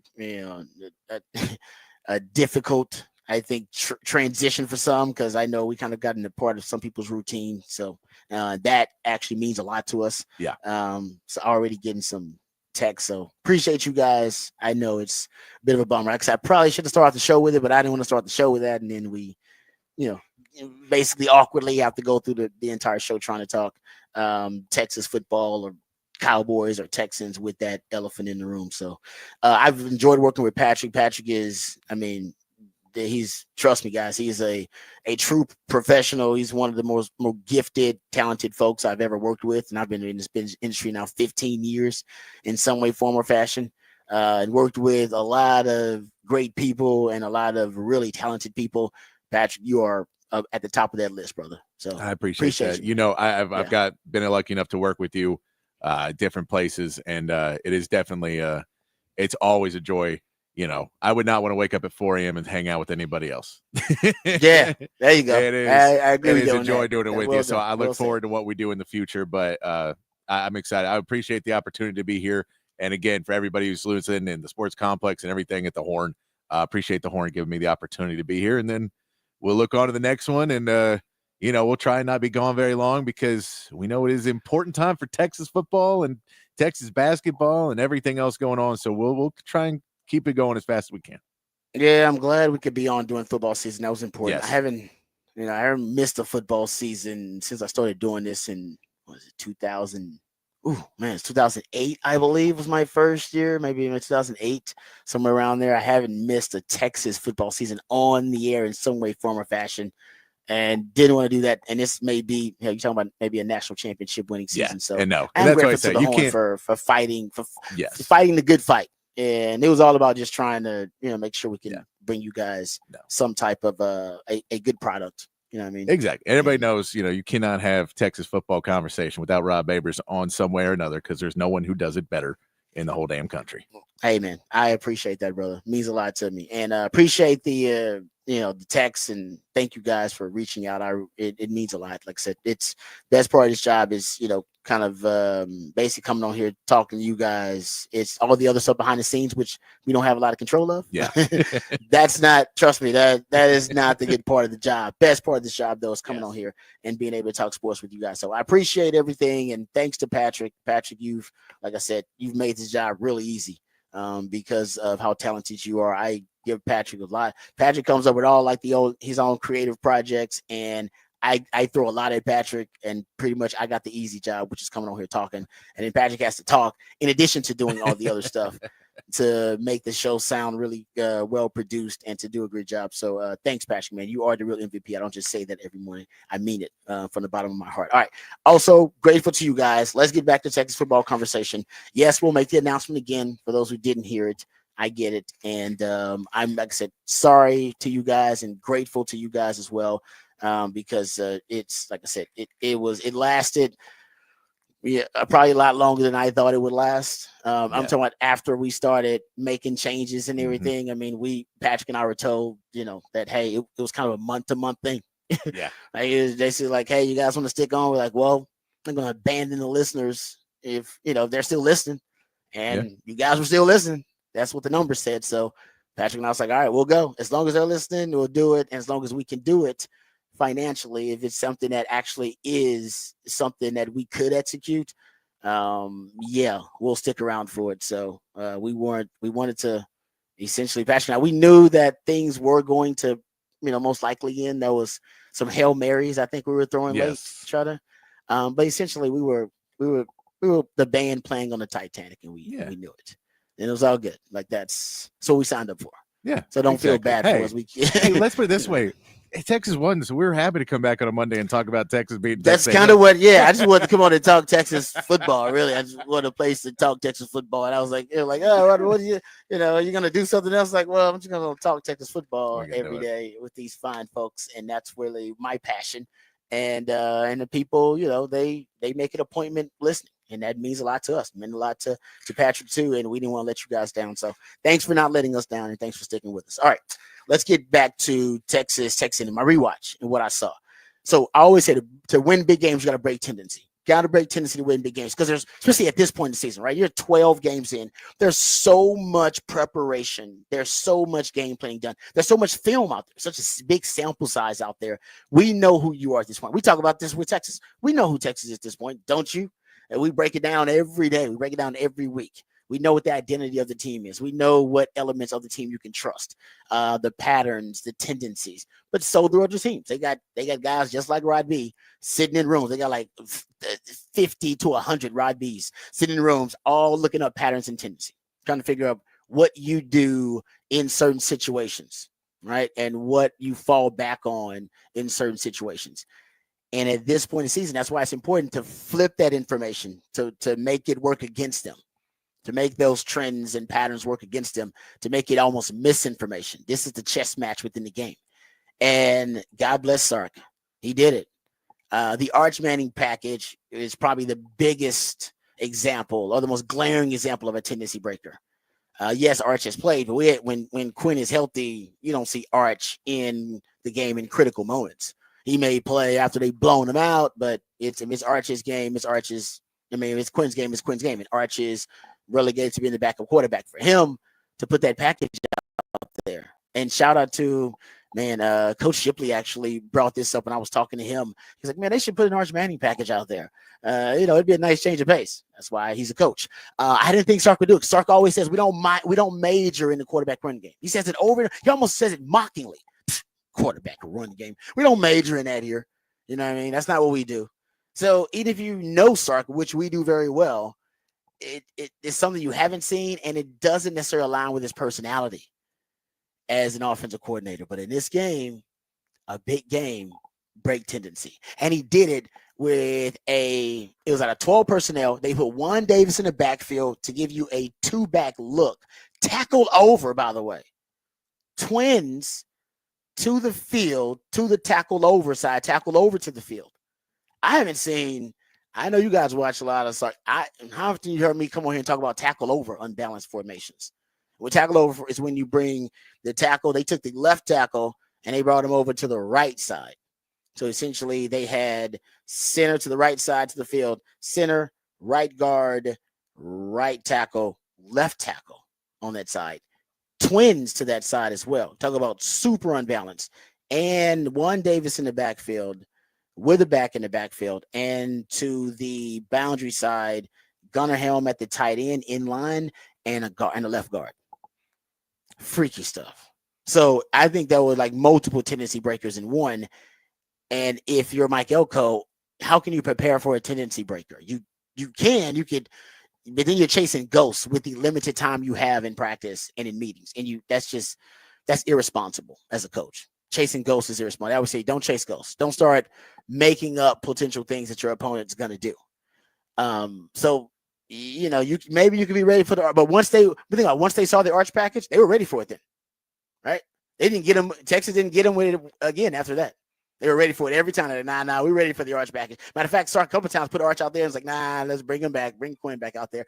Because, that's their tendency break. It's not going to give you an advantage all throughout the game. If you're going up against a good opponent, they're going to make the necessary adjustments. But think about how big that touchdown was.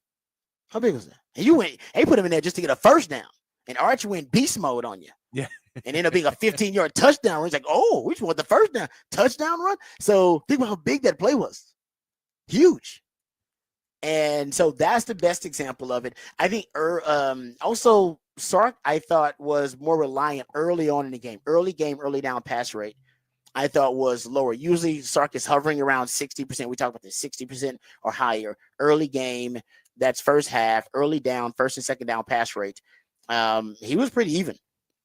He was below 60% early game, early down pass rate. And usually there's a reason for that. There versus ULM, that was the case, and I believe that was Arch's first start, right? So maybe that was the case for that, right? Oklahoma, that was the case, but remember that Quinn started shaky. So they were like, nah, let's go to the running game. I don't know if Quinn look a little shaky right now. So I think he was going to something a little bit safer, less risky, potentially to start that game, because I think Quinn started, it was a sack and interception I believe it was a sack early on and interception early on for Quinn in that game versus Oklahoma. So Sark went to the running game to try to stabilize things. The Kentucky game, I believe, also was one of the cases. But remember, the Kentucky game was when we talked about it, to me, I believe that was the moment where Sark realized the running game had matured. And we saw that, how they stopped the bleeding after a disastrous third quarter, and they ran the ball with 18 straight times on one of those drives to close out that game. But in A&M, it happened too. And I think it's also to do that on the road, that was Sark having confidence that his running game would travel. And that's a bit of a tendency breaker. Sark usually leads in big games. He leads with the pass early on, especially if he's got a healthy enough Quinn. And Quinn was healthy enough. Hell, he was mobile and running around. That's also kind of a tendency breaker of how mobile Quinn was. I don't think A&M was prepared for how mobile he was. I think they believed the hype, and the reports were that, I don't know if he's gonna move around at all because of that ankle. He had like a what was it? How long was the scramble? He had like a 24-yard Oh yeah, but he scramble or almost something got like even that. more because he stepped out of bounds. He stepped out of bounds. He should have scored. He could have I scored mean, if he didn't step out of We bounds. need to. Can we get the sports track of that run versus Case McCoy's run and see who was slower? The way he turned that corner, it took him forever to turn that corner. He was, Oh man, I'm with you. No, I agree with you. It's upwards of 8 miles per hour. that's how you know they didn't expect it because No, they were like, did "There's not. no way, dude." He got around the corner and I feel boom. like some of the guys on that defense were just standing like, look at him go. It's like, what? Aren't you supposed to be No. chasing him? Nah, let him go. That's why at first I thought the ref stopped it because they were like, "This doesn't look right. Stop the No, play. what's happening?" Stop the play." No, this looks wrong. Yeah, but he ended up stepping out. If he didn't step out, you're right. He could end up going to the house on that one. So I think that also, and also the 12 personnel, they relied on a lot of 12. They were almost 50% of their snaps, nearly. They were in 12 personnel, one back, two tight ends. So Sark wanted to go a little bit heavier and pound the rock against the Aggies, and they damn sure did that. Defensively, tendency breaker. I think they had more run blitzes. I saw early on.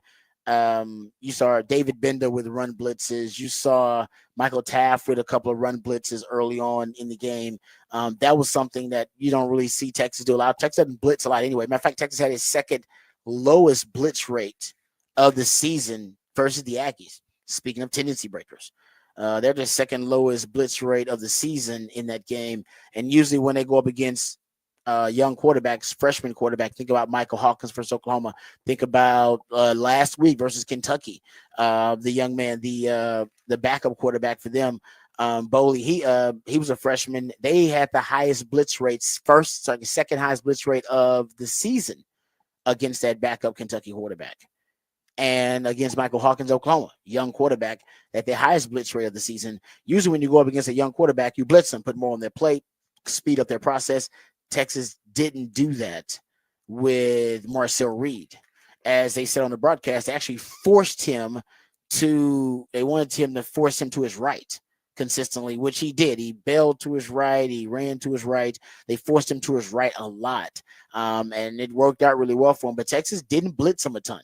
Look at Vernon Broughton. They got some organic pressure on them. And then a lot of the blitzes were actually run blitzes early on. So I thought that was some way they broke Tennessee. The NASCAR nickel. Remember I talk about the NASCAR dime all the time. The NASCAR dime package they use a ton on third and long and in 2-minute drill. They use a lot of the NASCAR nickel. 3 defensive ends on the field. Colin Simmons, Trey Moore, or Ethan Burke, Barron Sorrell, some combination of, and then the nickel package with it. Now they have used it before. I think I saw it more versus A&M than I've seen it in any game so far this season, in my opinion. The nickel package. All right, I want to also break down this Taft play, the Taft interception. I'll tell you why it was such a brilliant play, and I'll get to that. And by the way, on both sides, it was a brilliant play by the Aggies too, and I'll tell you why that is the case. But it was more the awareness, the football IQ, the preparation by the Longhorns that shine through, and I'll explain that. So we'll do that. I'll probably do it in 8 o'clock. We'll do it to start the 8 o'clock hour when we talk Texas because we won't have enough time. We'll go what the stats coming up next, all of that and more right here on the Rodcast featuring Patrick Davis and lifetime Longhorn Rod Davis coming back on the horn.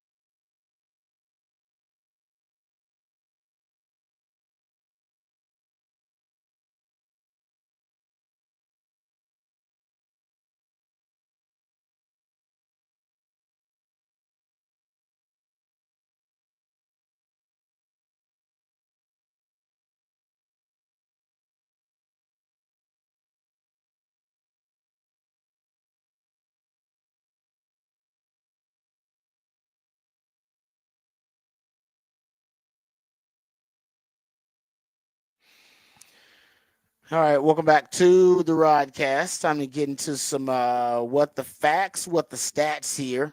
How about this one? Josh Allen, after his performance last night, he is the third player in the last 20 years to hit a triple crown in the game, basically a passing touchdown, a rushing touchdown, and a receiving touchdown. The play where he basically they have him, the NFL has him, and I don't know if they changed it. This was as of 10 hours ago. They had him with a TD pass to himself after the Amari Cooper pitch. He caught the football. For those who didn't see it, he caught the football, then pitched it back to Josh Allen, and Josh Allen ended up scoring a touchdown off of it.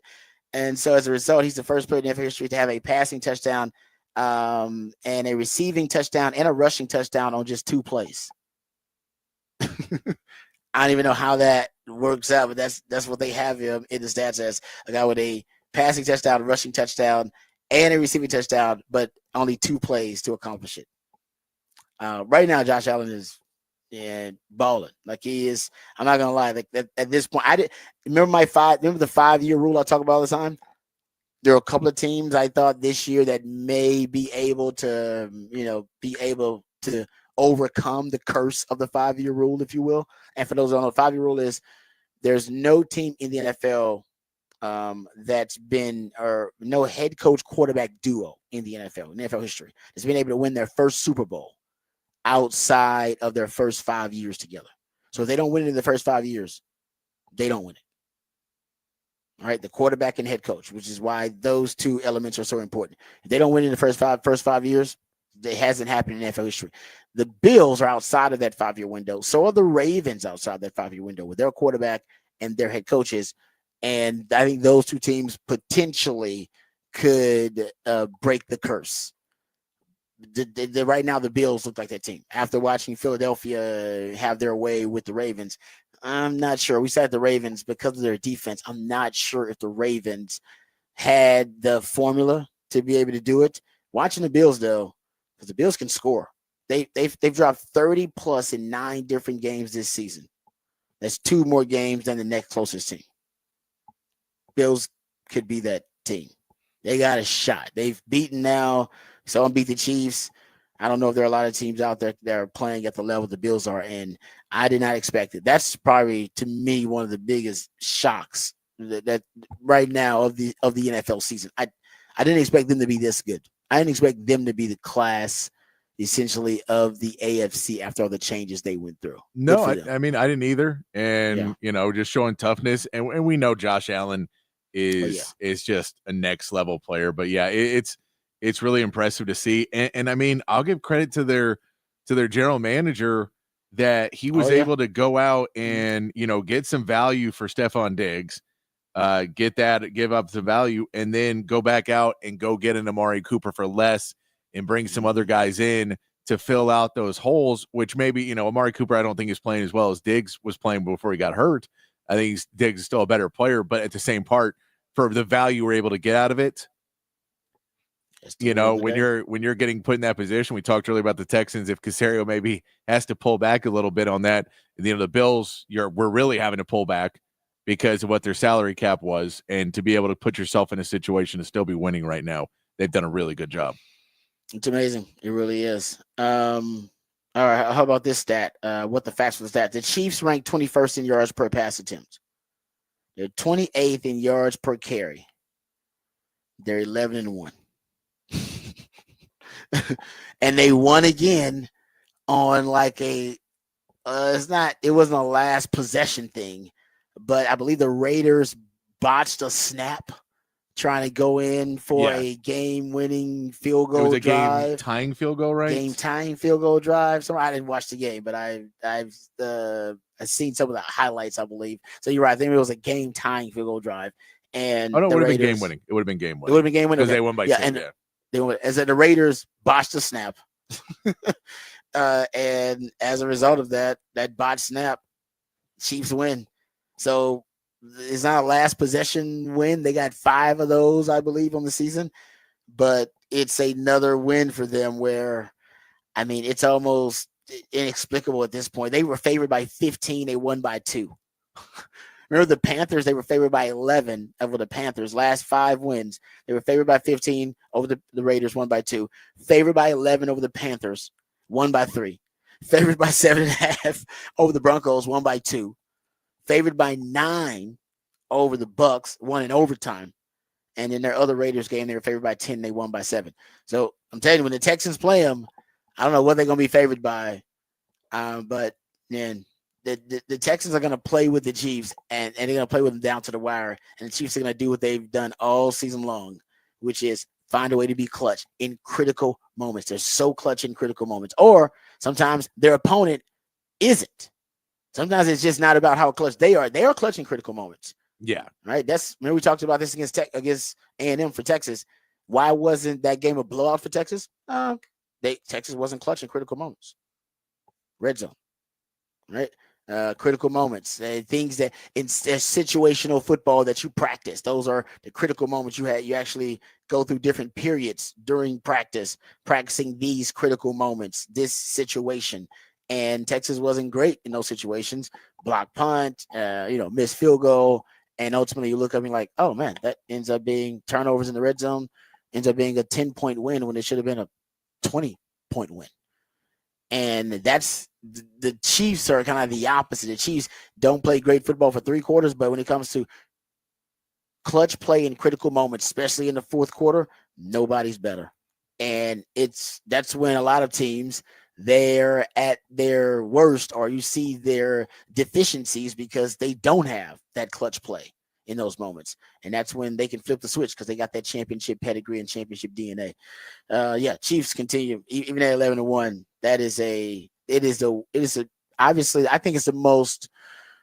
I think it's the strangest and the most. I would say it's the shakiest 11-1 I've seen from a team in a long time. I don't know if I've seen a team 11-1 be as shaky as this Chiefs team is, but still as clutch as they are. I don't know if I've seen the team as clutch as they are with this 11-1 record. All right, let's get to the break. We come back. We'll dive into more Texas A&M discussion. We'll hear from Steve Sarkisian, his thoughts about Texas' big win over the Aggies. We'll also get into some other topics related to the game. I haven't gotten to that Taft interception.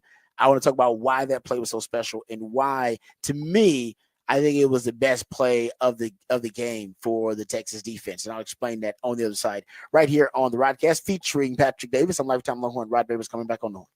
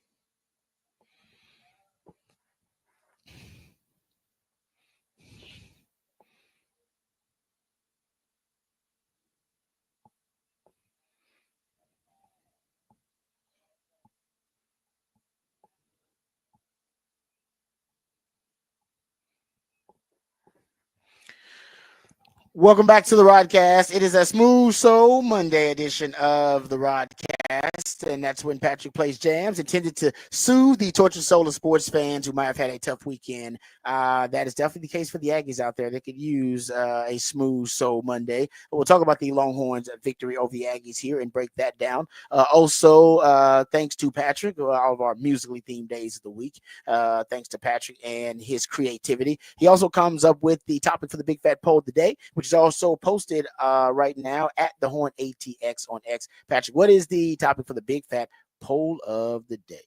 Big Fat Poll today. Who is the MVP for Texas against Texas A&M?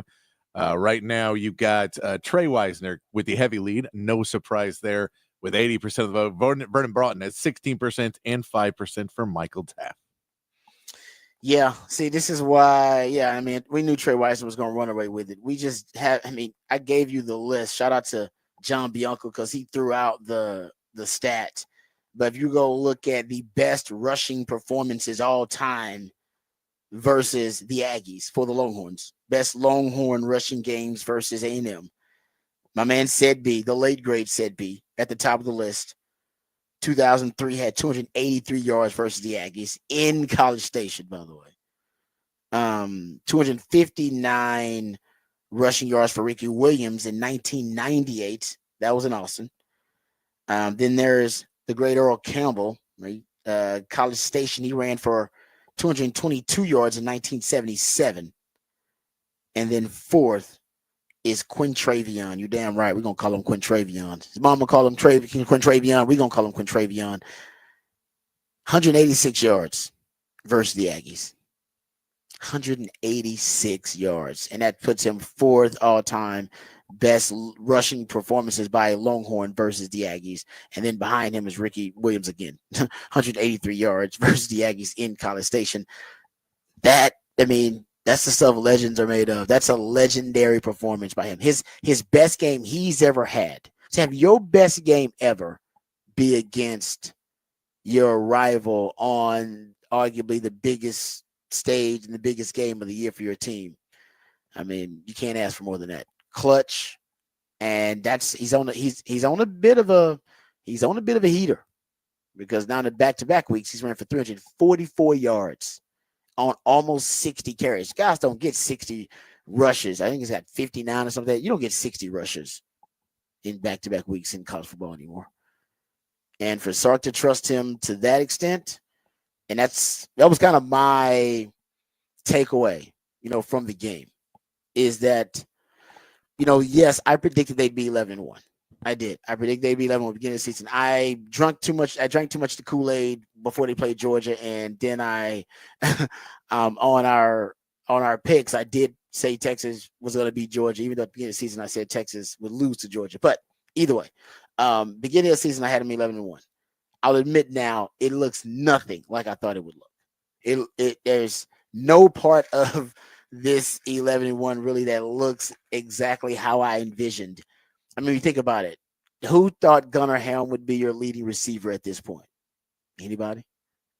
Anybody thought he out of the Isaiah Bond and all the talk about Silas Bolden, all the talk about Matthew Golden, Ryan Wingo and his emergence early on. Who thought Gunnar Helm would be the leading receiver? I didn't see that coming. Did anybody see the defense? Yeah, we saw the defense improving, but did we see the defense being the best defense in the country and maybe one of the top 3 to 5 greatest defenses in Texas football history? No, didn't see that coming. Didn't see that. Myself, including most of you guys, you thought that the strength of the team, the identity would be the offense. We all thought it would be the offense. That's not necessarily the case. The offense is good. It's really good. But it's not the most consistent element of the team. It's the defense. And the run game at this point. After CJ Baxter goes down, watching, Jaden Blue with his inconsistency. At one point, he was the catalyst of the offense and was one of your, not only leading your team in rushes, but also second on your team in targets. And then he's not as reliable or not as trustworthy because of the ball security issues. We thought Jared Gibson would have more of a role because he showed a lot of promise being able to run the football downhill, got some exceptional traits as a runner, but the Kim Kardashian, Nicki Minaj, Serena Williams size, Cardi B size, Megan Thee Stallion size, but right now as a youngster, you can't really trust him with ball security and some of the pass protection issues. So it comes down to trust, and who figured that Trey Weisner would end up being your bell cow workhorse running back at this point in the season. Anybody see that coming? I did not. Didn't see it coming. Thought the passing game would lead the way, and that would be the identity of the team. And yes, your passing game is still, an effective and lethal one at times. But right now, your running game, the last 2 games, your running game has been the most consistent element or the most consistent part of your identity offensively. And so these are things that I just didn't expect to materialize. And yet, didn't matter. You still got to 11-1. Now you're in the SEC title games. Who cares how it looks? But it's just, I guess, I bet Sark is a little surprised by, the way and how this team has evolved and what they've transformed into. And you're still where you are, still a team that is capable of winning the national championship because your defense is that good. Your defense is that good. You had 2 goal line stands against the Aggies, and that was a top 10 red zone offense. Usually when I wrote it down because watching the broadcast, I was like, oh, that is a hell of a stat. They going into that game, they had only had 2 possessions in the red zone where they didn't score at all. They had gone 43 of 45. They had scored on 43 of 45 trips in the red zone. 35 touchdowns, 10 field goals. They were money in the red zone. Colin Klein is usually money in the red zone. And they got down there twice, beginning of the game and the end of the game. One in the first quarter on the first drive, and then at the end of the game, and still could not cash in. 2 goal line stands in one game. That is a hell of a defensive statement by that Longhorn defense. And honestly, at this point, I truly believe with all my heart that you can win a national championship even with the way the offense is playing and as inconsistent as the special teams is right now. I think you can still win a national championship because I think the defense is that good. Yeah. I think that's how good they are, that you can win the way Michigan won last year.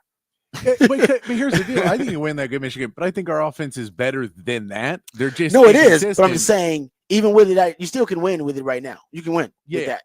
I know it sounds ludicrous, and Longhorn fans don't like that, but that's how good the defense is, though. It's elite. It's an elite defense.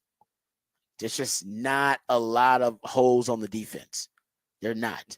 As a matter of fact, one of the holes on the defense, and this goes back to how good the defense is, right? Matter of fact, there was only 1 running back carry that was, matter of fact, no running back carries got over 5 yards. I want to say there was 1 that got 5. I got to go back. I want to say there might have been 1 that actually got you 5 yards, but there were none over 5 yards by the running backs. Marcel Reed, actually, he had the second, this is another stat. It's one of those stats that sounds fake, but it ain't. Marcel Reed had a 24-yard run, I believe, in that game. It was the second 20-plus yard run that Texas had allowed all season long. All season long. It was only the second one they ever allowed all season long. The first one, I believe, came in that UTSA game. Yeah, that broken play, the broken coverage that just let him slide through and get break for a touchdown. But that was that was it. And then you had this one. This was because of the quarterback scramble. And Marcel Reed is one of the more dynamic athletes in the country, but at the quarterback position. But yeah, you had 1 5-yard run by your running backs, by the Aggie running backs, and that was it. That was it. And then you had that big Marcel Reed run. Pretty much that on the ground, those were their explosive plays on the ground. This is how good that defense is, though. We'll talk about Vernon Broughton, and but I want to talk that Michael Taft interception. So all week long, or at least last week, you guys remember me saying that, the Texas defense doesn't have really any weaknesses, but there are a couple of plays, a couple of things that you may be able to execute against the Texas defense that I've recognized in multiple games, right? In consecutive games. And remember, I identified the deep crossers. I was like, if you watch the games, Florida, Arkansas, and Kentucky all completed deep crossers versus Texas. Now, number one, you need time. If you get time, that's also something that you're going to have to complete that. A guy who's running deep across the field, because it violates Texas's zone coverages. That's my point. It violates their zone coverages because you have it unless they match it, unless one defender plasters themselves to that deep crosser, he can cross to different zones within the coverage, and then nobody pick him up. Almost get lost in coverage. And it happened to Texas in the Florida game, happened in the Arkansas game, and the Kentucky game. And in the Florida game, it was the quarterback threw it from the pocket. Texas was in cover 3. Guy ran all the way across the field. He had time, found him. It was their big chunk yardage play in the game, in the passing game. Arkansas did it too, except Arkansas quarterback rolled. Taylor Green, he rolled I believe he's rolling to his right and ends up completing it, a deep crosser across the field. Kentucky game, you guys remember that 42-yarder, that was Vandegrift. He was extending the play, kind of scrambling to his right and completed that deep. It was a deep direct, deep crosser. Sark likes these deep rainbow crossers. You guys have seen him complete those. Kentucky got a couple of actually. They got, I believe, 2 of those deep crossers. And from my recollection, Texas was in cover 3.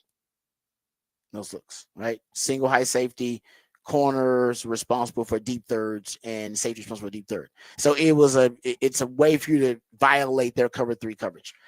Fast forward to the Aggies. Second drive of the game, I believe, is a Taft interception, which means the play, they're still on script. These are scripted plays that they've been practicing all week long, that they prepared especially for Texas. On that Taft interception, they start off in a 2-by-2 set. They motion from the twins from the boundary to trips to the field.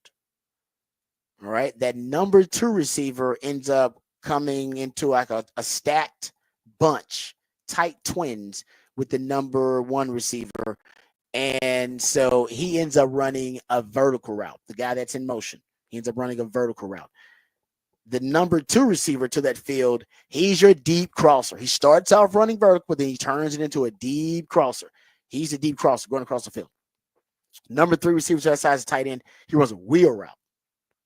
All right. Now, all these elements are important. You got a running back in the backfield, and he runs basically, he just kind of runs a little running back curl route. Just kind of sits right there in the curl. Now, all these elements are important because if Texas is in cover 3, which they were, the vertical route by the wide receiver which was the guy in motion, all right, ends up becoming the new number 1. That vertical route is going to occupy that corner.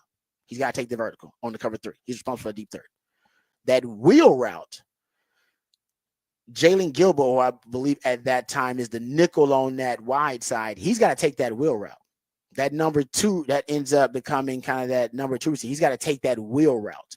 He's going to let the deep drag go once he's threatened by the wheel, because the wheel starts off in the flat, and he's a curl to flat defender. So when he sees somebody in his flat, he's going to take the flat. So he's gone. Then the running back ends up running like that little hook route. So the hook curl defender takes him. I believe Lang LaFau's in there. He ends up being the spy on the quarterback because Marcel Reed breaks the pocket and starts to break the pocket to his right, because Texas, remember, they weren't letting him go to his left. That's part of the game plan. There's a single receiver to the boundary. All right, so now we're going back to the boundary side, the short side of the field. Single receiver over there. Since he's the only receiver over there, there's no threat of a number 2. And when you're in zone coverage, cover 3, you're reading number 2. No threat of number 2. He just takes number 1. They're basically playing man-to-man coverage now. I'm taking that guy. That's my guy. All right. There's one defender left with nothing to do. It's Andrew Makuba. You got no responsibility because he was on the boundary side. Number 2, they're in zone coverage, so he's not going to go with motion. They motion trips to the field, go end up 3-by-1, and the running back, remember, he runs a little hook route to the field. So Makuba's got no work. So what does Makuba do? Same thing he did in the Georgia game. Remember in Georgia game how he gets the interception? Because he's looking for work. Everything's away from him. He's got no responsibility. So he's looking to the play side for something to come back to his side. He's figure, if I got no work, why am I just going to sit here? Let me try to help out. Let me add myself to the coverage on the play side. and he did it again. He got the interception in Georgia game the way, and he did it again. He picks up the deep drag, a deep crosser. He picks him up from the other side of the formation. He's number 2. He picks him up from the other side of the formation. He's got nothing going on because he's got no work to the boundary. And go watch him. He identifies him coming across the field, picks him up like in the middle of the field, like near the hash. Found it, identified it. Marcel Reed starts to scramble to his right, ends up taking Michael Taft to the right because Michael Taft's playing center field. So Michael Taft's like, I'm going with the quarterback, going with the quarterback size and with this deep route. So he ends up on top of that route, that deep drag, that deep crosser. And then McCool ends up right underneath it. And Marcel Reed still throws it. Why does he throw it? Because they've been practicing it all week long. He's covered. He's covered. If you're looking at it as a girl, you're like, well, he's a guy underneath him and the guy on the top. Why the hell would I throw it? They've been practicing it all week. Why? Because they saw the same thing I saw in the Arkansas game, in the Kentucky game. And they're like, oh, dude, in the Florida game, like that deep dragger against cover 3. We got cover 3. We got the look we want. It's on script. We practice it. You get to roll to your right. Take it. And he took it. And it was a beautiful interception by Taft. And my point is, one of the few concepts that I've identified specifically that will work on Texas. I told you guys, like, this will work. And beautiful play design, by the way, by the Aggies. The pressure screwed it up by Texas, number one, because it got pressure on Marcel Reed, so wasn't able to sit back in the pocket and just make it throw cool, calm, and collected. Had to do it under duress, had to do it rolling to his right, which Texas was by design because Texas game planned that. But then the Texas secondary, they fixed it. That one issue that I've been saying, they got to worry about this one thing that has come up multiple times. Like there was nothing systemic that you can attack in the Texas defense. That's the problem. Like you look at different games, you go, well, that worked in that game, but I don't know if it didn't work in any other game. And you're like, well, this worked in one game, but I don't know if it worked in the other game. Kentucky was probably one of those games where we saw them give up more explosive plays via the pass than they did in any other game. But one thing that what that tells me is that Texas is self-scouting. The one thing I identified that worked, they identified it too. They're like, yeah, we got to fix it. We'll fix it. Aggies identified it. Aggies had it on the script. That's why he threw it. Pick. They never came back to it. He was like, yeah, they got to figure it out. It was a great idea. But once again, to me, that's the best play that they made on defense because I know what the Aggies were looking at, and it had worked against Texas. And Texas doesn't give up a lot of explosive plays, guys. They allow the fewest explosive plays in the country. So if they give up something, it's got to be well designed or well executed or take a hell of an effort. And the Aggies, like I said, that just was the epitome, the microcosm, everything the Aggies tried on offense, the Texas defense had a solution for. They really did. And that's why, this defense, I didn't think they would end up being the most trusted element of the team. Like fans and coaches, Sark, analysts, everybody, we trust the Texas defense more than we trust anything on this team. And to me, that's what the Aggie game came down to. Trust, right? Trust the Texas defense. They showed up.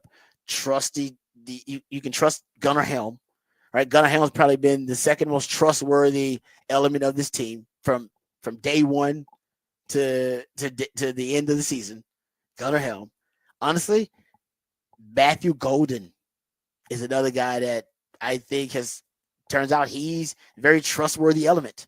Matthew Golden, right? From start to finish, all the wide receiving talent that Texas has, and it's a deep room, one of the deepest in the country. Everybody else has flashed and at times have, receded, if you will, in that room. You've seen them, not regression really, but you've seen them, have very impactful stretches and then stretches where their impact is not really seen on the stat sheet, right? You don't really. It started with DeAndre Moore. Remember, he couldn't get a target at the beginning of the season, and then DeAndre Moore started to have these impact stretches. Ryan Wingo early on in the season, huge impact stretches early on in the season, and then after the Vanderbilt game, he went missing and came back at the game against the Aggies. Now Isaiah Bond seems to have, been struggling to find the ball to find him, as Sark says, in this offense lately. Silas Bowden flashes, then you don't see him. Flashes, and you don't see him. right? That happens in this offense. Matthew Golden's the only wide receiver out of the depth of that room that's been consistent all year long, all season long. So I think behind Helm, it's him. And then I think it's Trey Weisner. It just took us a while to realize it. But Trey Weisner's the dude. Trey Weisner is, that, see those movies where the rom-coms where where they don't realize that their soulmate or the dream girl has been right there in front of them the whole time, yet they've been looking all over the place for the dime piece and looking all over the place for, the 10 out of 10. And turns out the one that was with you the whole time, who you thought was just a girl next door, but you didn't necessarily think that they were the hottest or the dime piece. Turns out they are easily the most compatible with you. And it turns out they are actually more of your soulmate than any of the other people that you had been trying to hook up with. That's kind of what Trey Weisner's story is. Like, nobody saw Trey Weisner as being the most compatible running back with this offense. And he is. He works with all the running concepts, all the variety. He's like a perfect soulmate, if you will, for this running game. And we all thought it would be CJ Baxter. And hell, it probably could be CJ Baxter if he didn't get hurt. We all thought it would be Jaden Blue. It wasn't Jaden Blue for other reasons. Some people thought it would be Jared Gibson. And it hasn't been Jared Gibson. Nope, it's been Trey Weisner all along. It's been Trey Weisner all along. Just took us a while to get there. Yeah. No, I mean, and that's what I say. Trey Weisner and Gunnar Helm are two examples of exactly what Sark has built in this culture and what he wanted to put together. They're two guys that you heard about a lot out of spring and fall and practices and coming in, that Sark would just rave about those guys and, giving you the heads up. These guys are going to be playing for us. These guys are going to be good. And going in, you went, okay, I get they're going to play. They're going to be around. But you don't think, oh, no, these are the bell cows. This is who is going to be there week in and week out. And I think that's what Sark saw early and was hoping that they could progress in their game and it would work against other teams. But they were the ones who've been showing up all year and just saying, we are going to be here at every practice, at every game. You know that you can count on Gunnar Helm and Trey Weisner. And it showed out, in a big, big road game at the end of the season when everyone's banged up and, you're getting down to the nitty gritty. Those guys are still showing up every week. Yep. And I'll throw the O-line on there, just that group now. And Gooseby. Exactly. Considering what we saw from Gooseby going in there, losing Kelvin Banks, your best player goes down. Talk about adversity. Best player on the team, offense or defense, goes down in the first quarter against the Aggies, who have one of the better defensive fronts and NFL players on their defensive line. And there was little to no drop off at all in the level of play. And that's not Kelvin Banks is still gonna be a top 5, top 10 pick, deservedly so. But I think it's more of a compliment to Trevor Gooseby, the redshirt freshman, that you could go into that game, hostile environment against NFL players, and obviously the opposing team is looking at you as a point of weakness. So they're trying to exploit and attack you. And yet still not only just hold your own, but actually go out there and excel. The offensive line, to me, in the last 2 games, they've proven that they deserve my trust and our trust. Yeah. And so those are the elements to me. It's the defense, it's Gunnar Helm, it's Matthew Golden, it is the offensive line, and it's Trey Weisner. I don't think I'm missing anything. I think those are your 5 most trustworthy elements of this team. And although there are some other elements that are really good and they're great and they're, prolific and explosive in terms of dependability, because as I get older in my life, dependability matters to me. It does, doesn't it? Things I can depend on. And it's kind of what we're dealing with, right? We used to be something that you could depend on, and that is no longer going to be the case. And we'll talk about that. But you want things you can depend on, that you can rely on, that are going to travel, no matter what the situation, circumstance. That's what family is about, right? That's what people in your life that matter to you are about. It's like, no. I know when the fit is the shan, I can hit this person up. I know this person will be there for me. I know I can count on this. And that's what Texas, I think those 5 things I mentioned, you can count on that. Yeah. When no matter what the situation is, Texas, they'll be there. I didn't think we'd be at that point in game 12 because against Georgia, first matchup against Georgia, I don't know. We couldn't say that about the running game. No.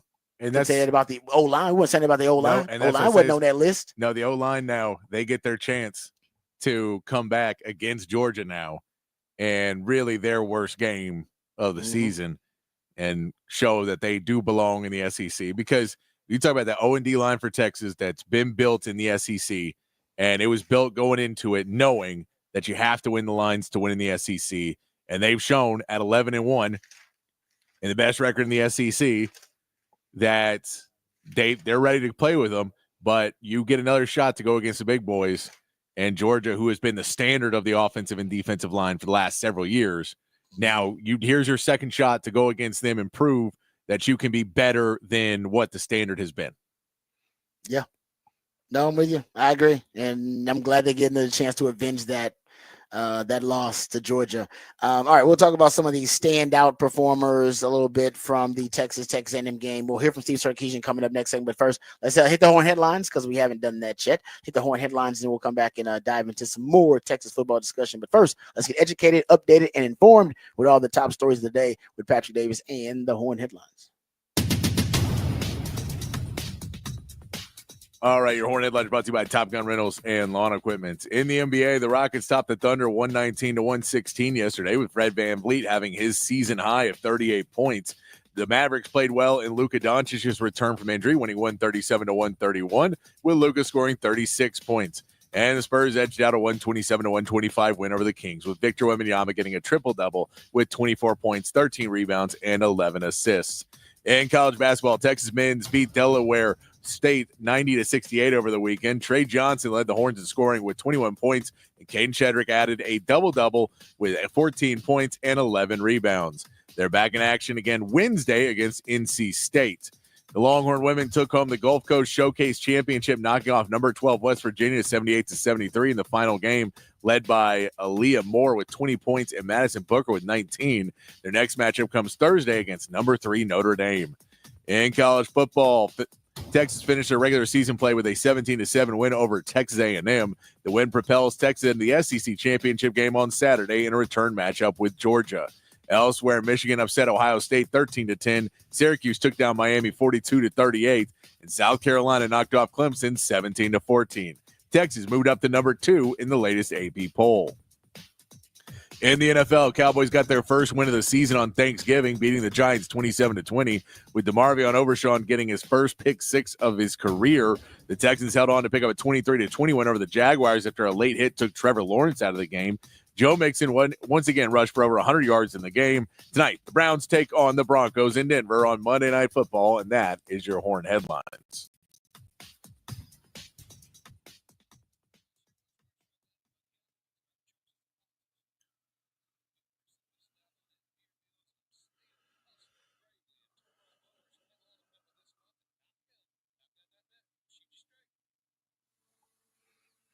All right, thank you, Patrick, for the Horn headlines. All right, let's get to the break here so we can come back and go behind the burn orange curtain. We want to talk some Texas football. Hear from Steve Sarkisian, and then we'll talk about some of the individual standout performances from the Longhorns in that Texas A&M game. All of that and more right here on the Rodcast featuring Patrick Davis. I'm Lifetime Longhorn. Rod Babers coming back on the Horn.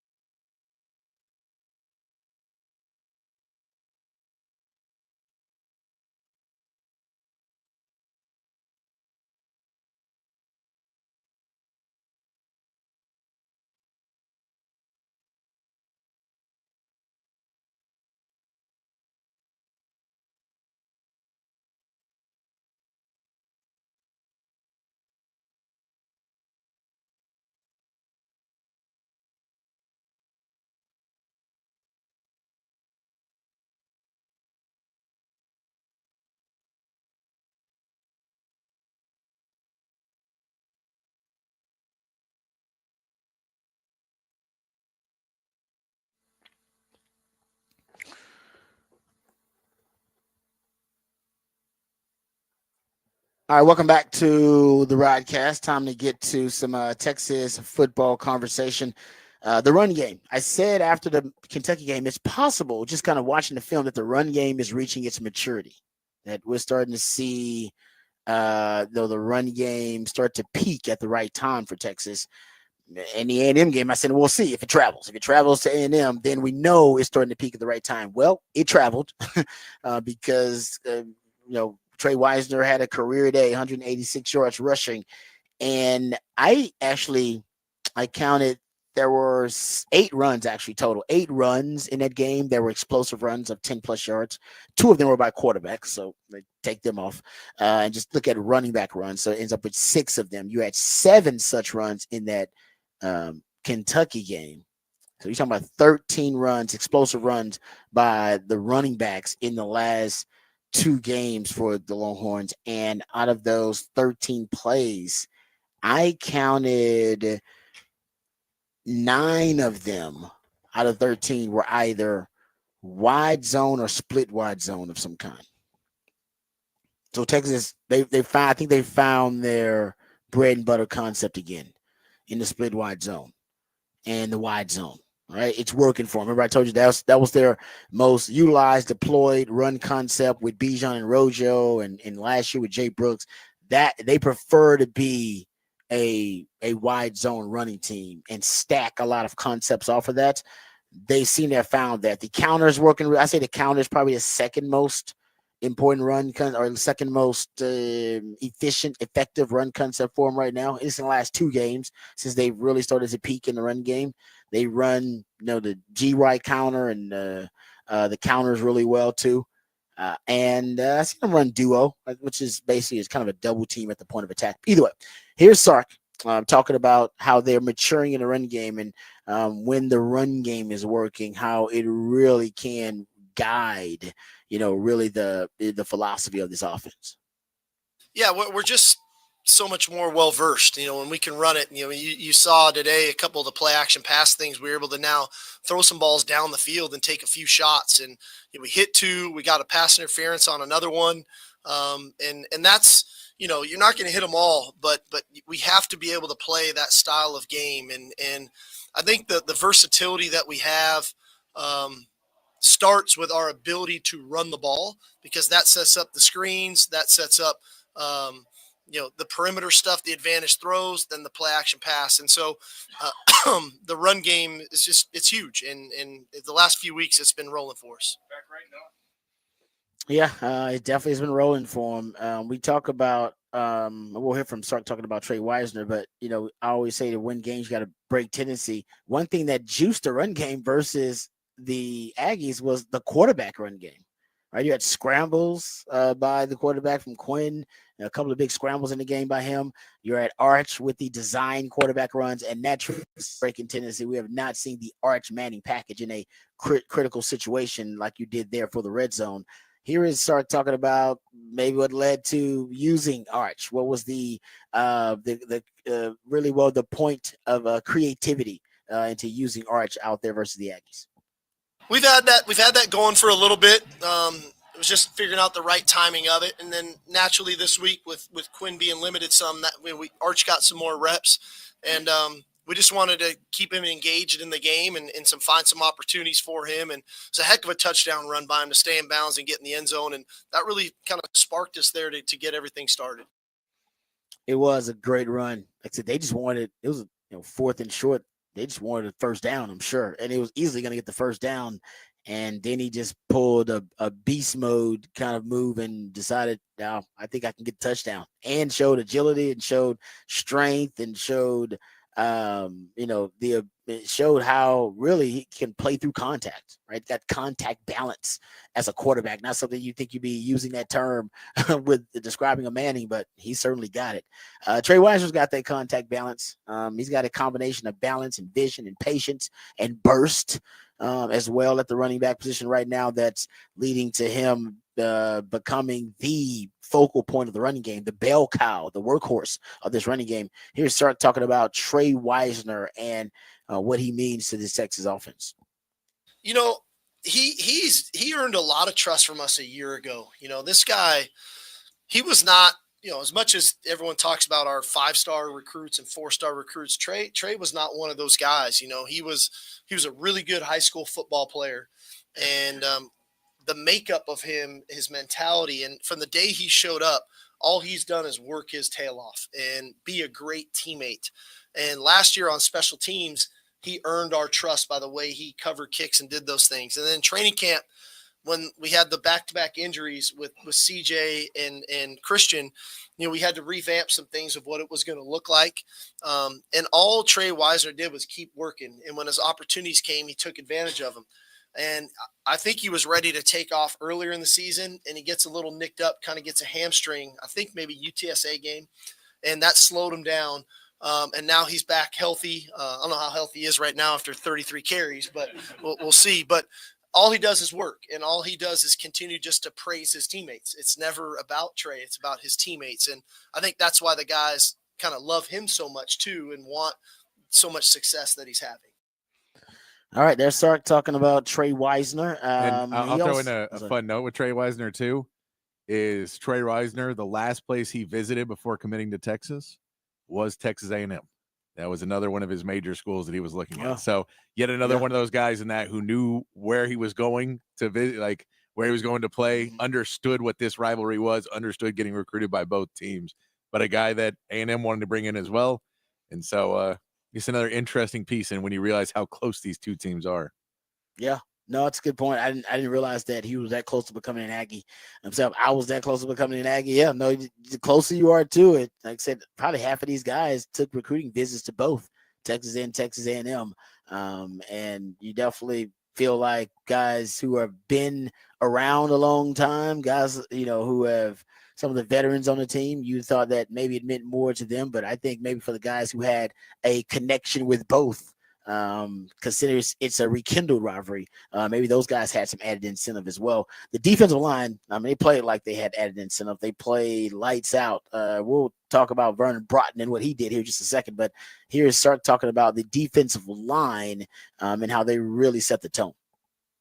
Well, I thought our defensive line played fantastic.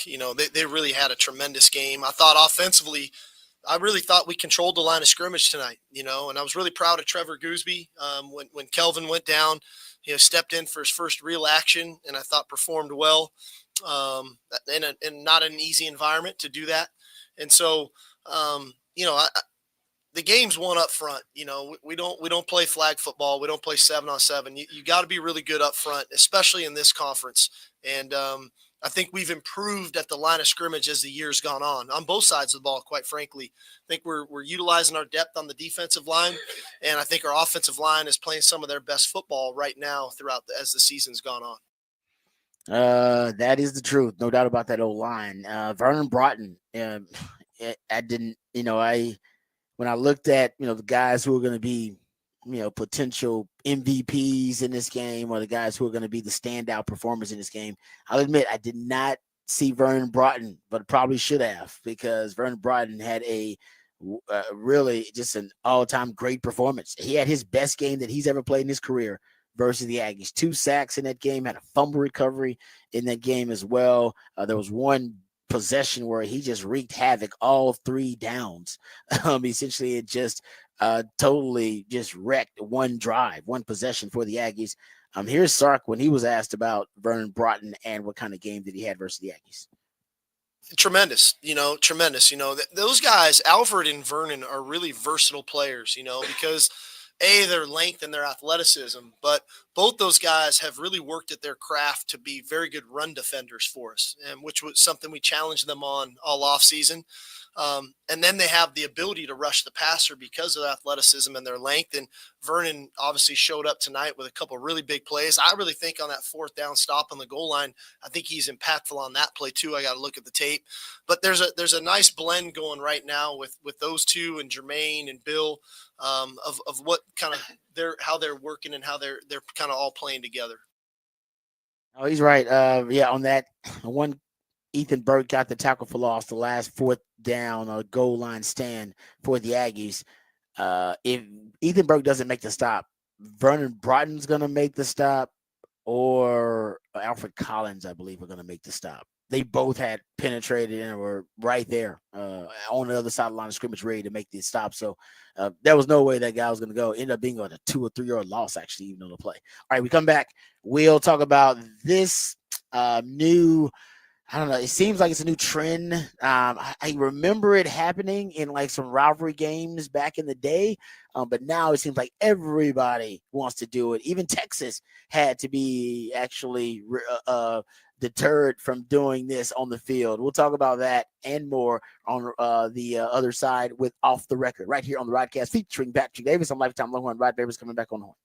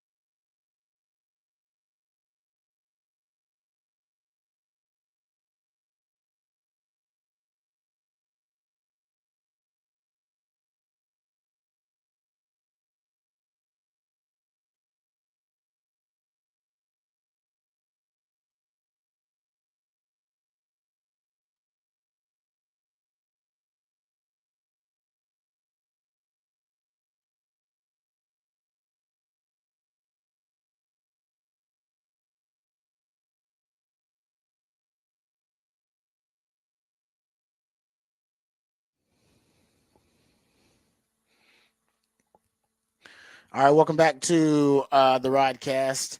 We talked about it on Wednesday. There was no way Ryan Day could lose that game, and he lost that game. Go blue! Wow, I can't believe it. I was watching it. I was like, this is not going to happen. It's not going to happen to Ryan Day. He's not going to lose to Michigan. They lost every asset that they had potentially on the roster are all gone. It was the worst Michigan team in I don't know decades. 6-5 going into that game. Oh man!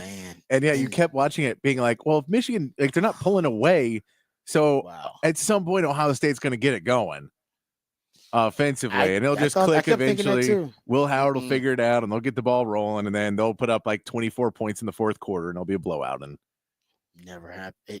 Will spill the pill, as I call him. Will spill the pill Howard. He showed up on him. Man, I can't believe. I still can't believe it. And I wonder if, like I said, I wonder what Ryan Day's future is. It does sound crazy that you would think about firing somebody who's dominated basically that conference, other than your rival. Yeah, so it will be the ultimate test, because they always say if you don't beat your rival, you're on the hot seat. That's really the only issue with him, is that he hasn't beaten his rival. Other than that, he's proven to be at least a good coach. Yeah, I mean that's what it's going to be in the playoffs. If he gets knocked out in the first round of the playoffs, then I think you know what name was trending on social media after that game? Who? Mike Vrabel. Oh, former Ohio State player. Yeah, I can see that. Was there with Urban Meyer for a little bit, even though Urban Meyer doesn't remember who he is. But that was the name that was trending after the fact, of a coach who they believe might be able to bring some toughness to this Ohio State program that it seems to be lacking. But no, I was not expecting that to start off the day. Was not expecting. I told you I thought it could be a game just because it's a rivalry, just like everybody else that was playing over the weekend. You thought maybe it could be like that Georgia Tech game that was insane, that goes to 8 overtimes. Yeah, they're just crazy. They're just rivalry games, so they could always be a game. But yeah, for Michigan just to play hard-nosed Michigan football and never let Ohio State get out of the breaks, and then Ohio State having seniors that never beat Michigan. Never beat Michigan. Having guys that just, I mean, that is crazy to say. We were in like a heyday, a prime period of Ohio State. Well, what was your record against Michigan? Not good. Yeah. 40. I believe the record for Ryan Day is 47-1 versus the Big Ten and 1-4 versus Michigan. Yeah. If I'm not mistaken, I believe that's how insane absurd. stat. It's an insane stat. Absolutely absurd. I don't know what you do if you're the administration. What do you do about that? It's obvious he can't beat Michigan. If you can't beat him this year, you was never going to be able to beat him. He can't beat Michigan. I don't know what it is. Now it's psychological. Now you know he's thinking about it. Now you know it's like the yips at this point. It's like, dude, you can't beat him. And you know you can't beat him. What is it? You got Chip Kelly as your OC. This is a 20-something, $30 million roster they put together. Can't do it. Oof. That's a dark place. Remember we played the audio of him comparing losing to Michigan. He said the only thing that was worse was losing his father. Yeah, he said losing my father was worse. But that's about it. Everything else, that's worse. One of the worst things. I'm telling you, this is up there.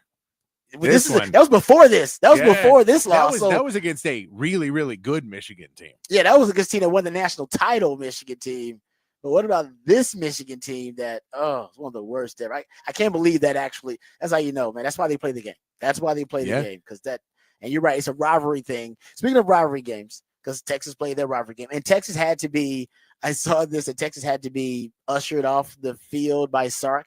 Yeah, they went back out there, they went out there. They wanted to go do something to the midfield logo. And this is a thing now. We've seen it before. We saw it in the past. Every now and then somebody will plant a flag or, stomp on somebody in the middle of somebody's field. And it made the headlines, but it wasn't something that was widespread. It happened. It was a very isolated thing. Yeah. Now it seems like it's the thing. And Texas done it too. I remember Bender did it at the Michigan game. Mm-hmm. They went out and planted the flag. I believe they did one at the Oklahoma game either this year or last time they beat them. We've seen Texas do it. So it is something that you do. But the Oklahoma it's not just game, against rivals. The Oklahoma game is neutral field, so it's not quite the same. Huh? The Oklahoma game is neutral field. It is. But yeah, I totally get it. And no, I'm just pointing out times where Texas is also part of it. Like they do this kind of stuff too. And it's happening like around the country. So now you start to see it. And Michigan, Ohio State, the reason I brought it up is because there was like a brawl after the game. And apparently the brawl started with the players from Michigan trying to plant their flag on the Ohio State field, and Ohio State wasn't having it. And this is actually a situation I see both sides. I do see the side where, man, if you want to, you could, the NCAA will probably try to make some rule now against playing your flag or disrespecting some team in the post game, whatever, on their field. But hey, man, you lost the game. I know it's still your field, but you got whipped on your own damn field. It's hard for you to go out there and try to fight somebody when during the game you lost the actual fight of the game, but now you want to go fight after the game. that's kind of, but that's a little cupcake. And I get the people who are defending their home turf.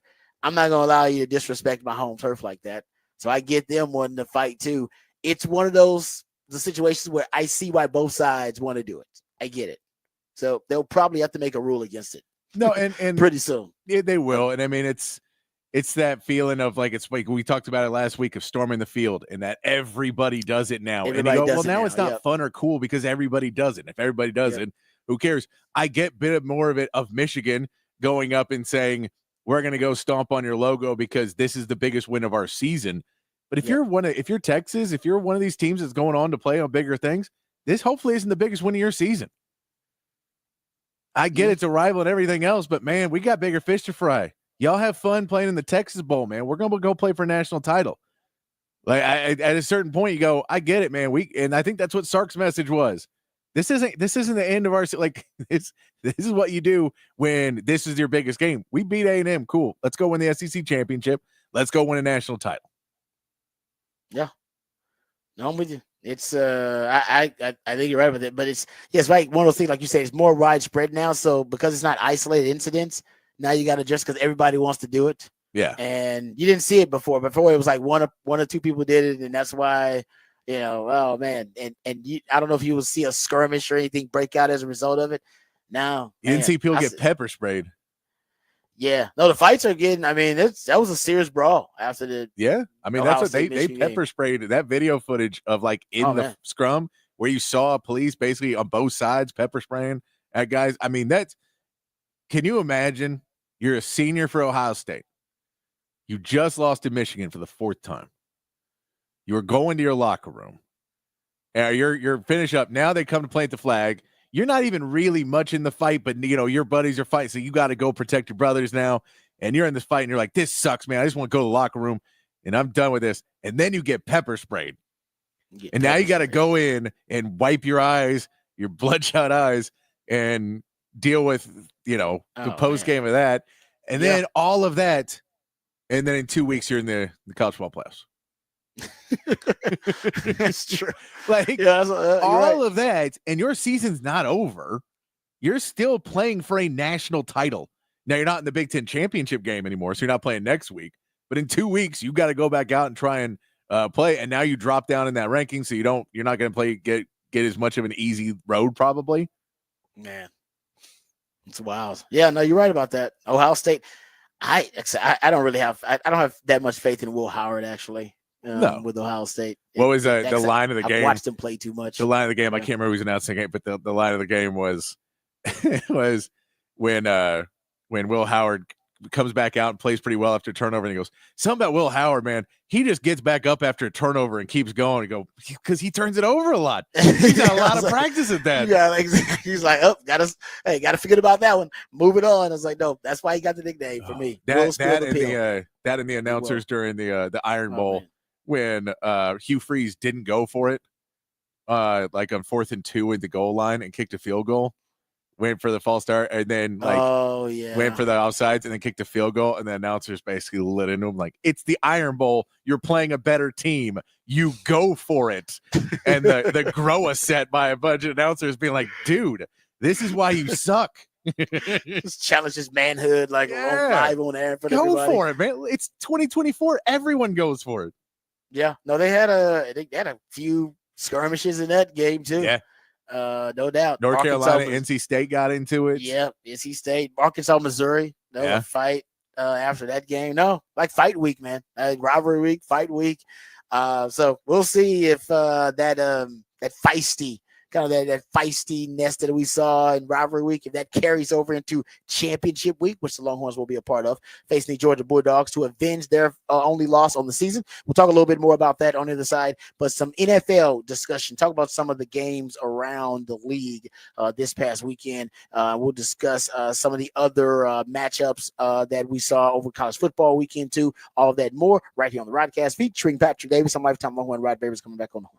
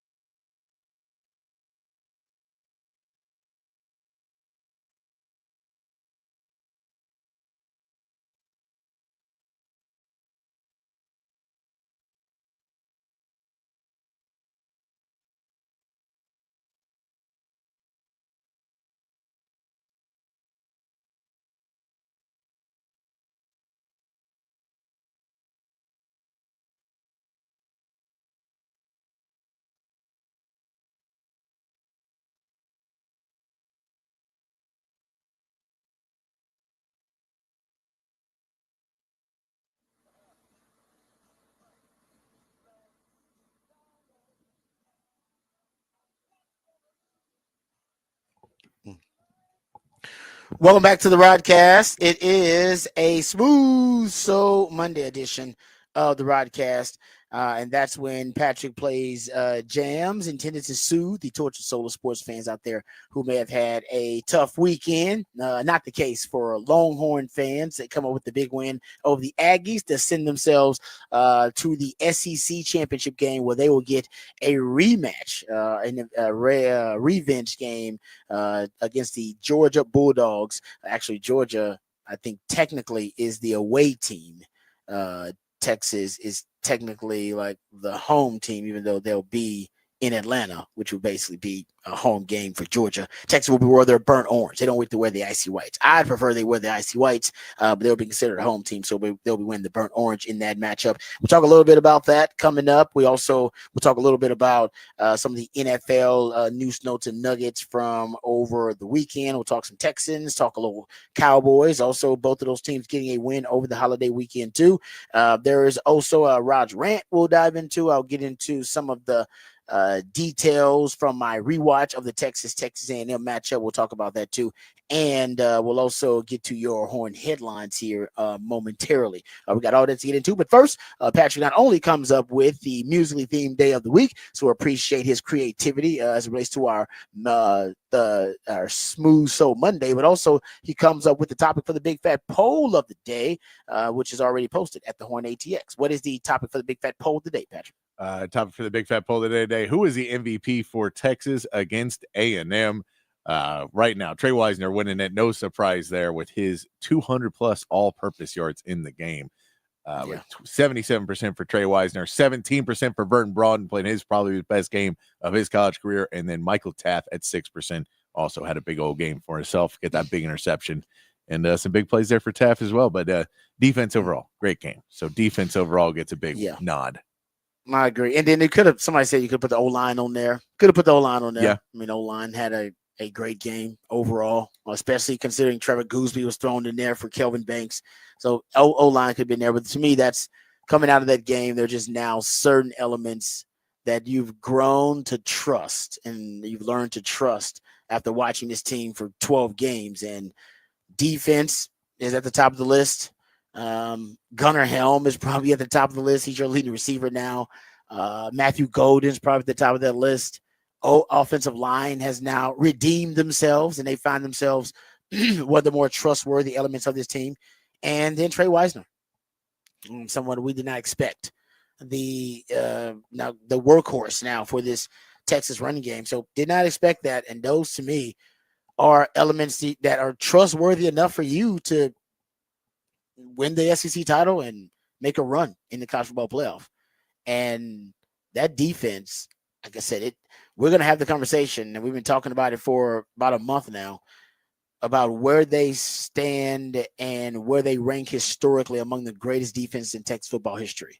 I think it's better than any defense that I played on, and I played on one of the best defenses in Texas football history, that 2001 defense. I believe Manny Acho recently said it's better than any defense he's been on. And he was on some really good defenses. I'd like to kind of get I'd like to get former players who were on all-time great defenses and get their opinion after watching this defense, if it's indeed on par with the defenses they played on, if not better. Because, obviously comparing this defense to an all-time great defense, it's going to lose some of the, lose some credibility because they haven't faced an elite offense. And I will acknowledge that they haven't faced an elite offense, but still, even with a season of a sample size and them not necessarily facing a prolific all-time, an elite offense in college football, I don't know if you can be more dominant than they've been.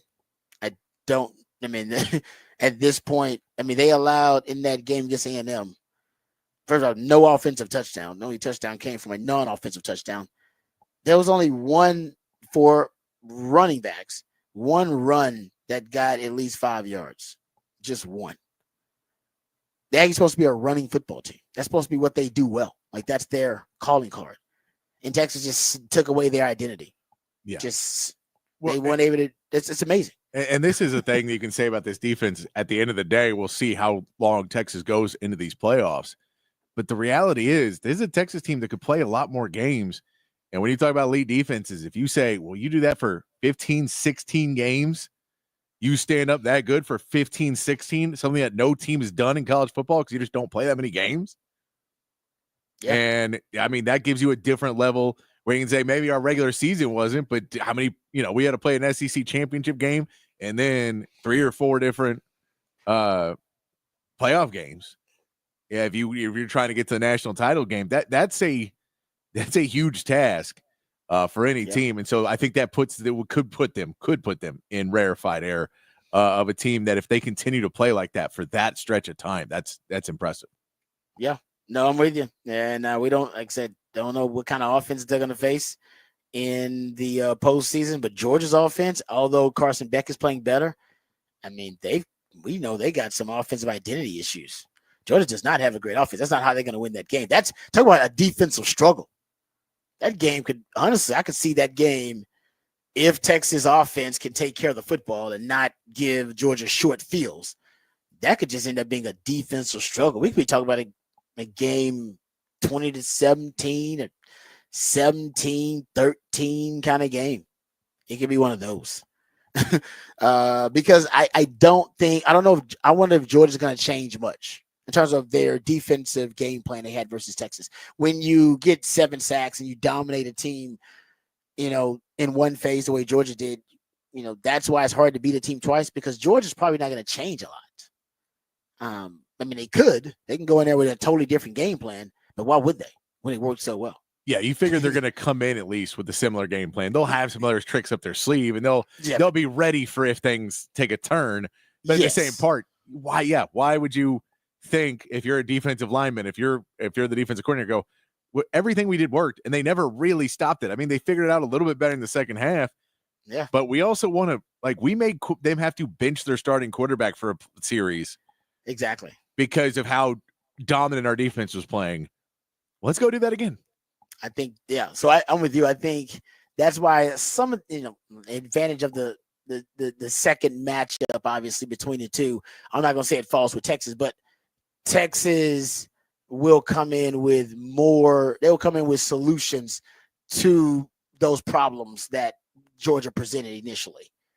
And Georgia will probably most likely come in with the same game plan. A lot of it will be the same game plan because it worked so effectively. It wasn't like, oh man, they had some moderate success. No. They had 7 sacks and they dominated Texas right at first half. Yeah. So I think they'll come in with that and they'll be ready to adjust. Texas, they'll probably come in with a lot of the second half adjustments that they made versus Georgia, which we have talked about ad nauseum, but they'll probably come in with that, and maybe the game will probably look a lot more like that second half, but it'll be just kind of a defensive slugfest between Texas and Georgia. That's what I'm expecting, because Georgia doesn't really have great skill positions. Carson Beck's playing a little bit better, but they're going to go into that game trying to win it with their defense, and they have the necessary materials on defense to provide all the solutions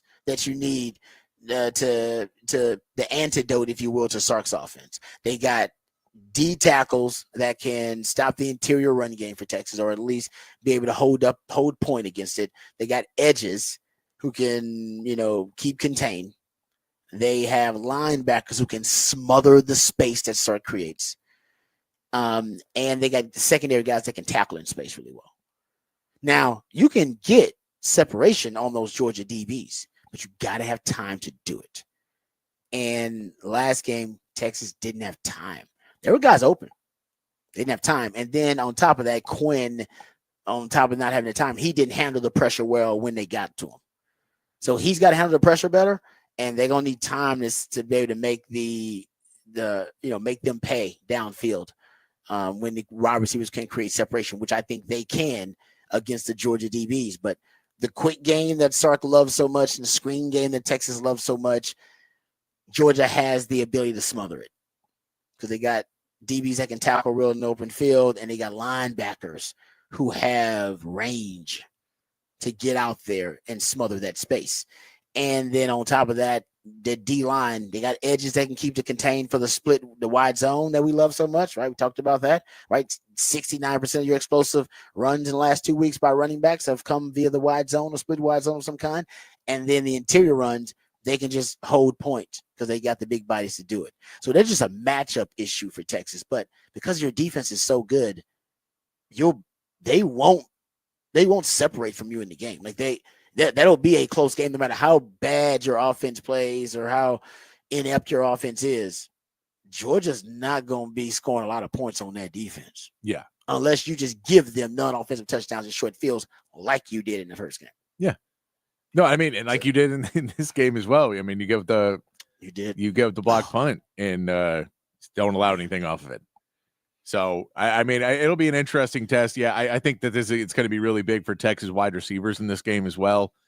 That the last few weeks, they have not gotten the separation they needed to over and over again. They haven't made the big plays downfield, haven't caught the balls when they need to. So I think that if those guys, if DeAndre Moore can get there and get a big player, Isaiah Bond can get back to the form he had earlier in the season, Ryan Wingo maybe makes a big play, though that would be a huge difference for Texas in this game because they are going to challenge you to go downfield. They are going to challenge you to beat them, and we think our best players are better than your best players. So we don't have to over a lot of defense on your secondary downfield because we know Quinn is not the best downfield passer, and we trust our guys to be close enough that you're not going to make those plays, and they haven't in the last 4 or 5 weeks. They haven't really had a bunch of downfield dominance, and even when, I know some of that's because they're dropping safeties back and they're playing the 3 high. I know that that's somewhat of an issue, but A&M, you could have gone out and got some on them, and you weren't really able to. A couple of these other games, you had opportunities, and you weren't able to take advantage of them. That'll be a big one against Georgia. Yeah, no, I mean, Quinn. I mean, which did we get first half Quinn versus A&M or that third quarter Quinn, which we've gotten? I mean, the third quarter for the last 2 games for Texas has been disastrous. I don't know if they're cursed in the third quarter or what's going on. They got to figure out some way to be a little bit more focused and polished in the third quarter. They don't have to have great third quarters, but you can't have a third quarter where you just giving up points and having turnovers. Yeah. And it's actually started kind of at the end of it. Like I said, you missed a field goal, and then you had the disastrous third quarter on top of that. And to me, I think, for Quinn, that first half was, I thought, as good as we've seen Quinn play in a long time. I thought he was extending plays. Quinn before he got hurt with his ankle looked really good. Same thing, yeah. Kentucky, I thought he looked great. I think Quinn, but yeah, first half and then second half. So I know some people are very upset and they think Quinn's a liability at this point. And there are some plays where he is. Even that pick 6, it was tipped, but he shouldn't have been throwing that ball. That guy was not open. I don't know if it's intercepted, if it wasn't deflected, but probably still a poor decision in the red zone to throw that football. No, but then you look at that one he got to Gunnar Helm. Oh, that's one of those passes that Gunnar Helm comes down with, and you're like, who has the ball? Yeah. Gunner's on the ground with it. Yeah, you're right. That could have gone. I mean, I don't know how that DB missed it. I don't know how the A&M, because he seemed like he had a jump on it, and he seemed like he almost went through his hands, and Gunnar Helm kind of wrestled it away from him. But that's also, I think you need a bit of that, Quinn, as well at points. The gunslinger Quinn is like, I can fit it in there. Yeah, I think a little bit of gunslinger, because you're not beating Georgia, I don't think, without it, because that was the biggest thing I remember in that Georgia game. That was the least confident Quinn I saw all season. Even when he wasn't playing well, he was at least, he could throw screens. In that game, he couldn't do anything. He just, every time he snapped, his eyes got real big, and then someone hit him. Yeah. Or he started running. I mean, that was basically it every play. And if you at least have the Quinn that says, I can get to Gunnar Hill. I can get it there. I can get to Golden. I know where he's going to be. I know where I'm throwing it. And I've got just enough room that I can put that ball right where it needs to be. That Quinn is a Quinn that can beat Georgia. Yeah, I agree. And that Quinn, it's crazy. And as you said it, Quinn's looking for Gunnar Helm on so many plays where either he's extending the play or moving outside. Yeah. We had a couple of those in this game where he's extending the play and then finds Gunnar Helm as his check down. And remember the touchdown against Kentucky. Right? Yeah, that one where he's scrambling across to his left. Scrambling to his left and then finds Gunnar Helm. You can tell, man, he trusts Gunnar Helm. That's his guy. Yeah. He's like, he trusts him and he trusts Matthew Golden in these situations. But I'm with you. I think Quinn, at least early on in these games, he's looked like, it's kind of the best version of himself. And then we've seen, like I said, that the third quarter really show how careless at times Quinn can be with the football. And I know there was some bad luck in there and a great play by A&M. But man, after the pick six, you would think that there'd be even more attention and focus on ball security, and there wasn't. But none of that really mattered because your defense was so good. So we talked about how great Texas has looked. So we haven't talked a ton about that third quarter. So I didn't want to reflect on it too much because I didn't want to be negative. But yeah, that's one thing Texas has cleaned up. And it's about critical moments in the game, being clutch or being focused and being polished and executing in critical moments. I mean, think about it. I talked about this earlier. There are certain things in practice of every football practice, or certain elements of it that are geared towards specific situations. And honestly, that's like half of practice. Half practice is red zone, third down, 2-minute drill, short yardage drill. They break down practice into these basic situations, right? And so you as a player know how to respond. You know exactly what your responsibilities are. You know how to think it through, all those different things, so you're not surprised by it, so that you are situationally aware. And you think about Texas meltdown, and special teams is a big part. So you have a special teams periods in practice where you just, for 3-4 periods, we just practice special teams. You're practicing the snap and the hold, and we're practicing the punt return, the kickoff returns, and all the different blocks, angles, leverage, everything, just geared towards special teams.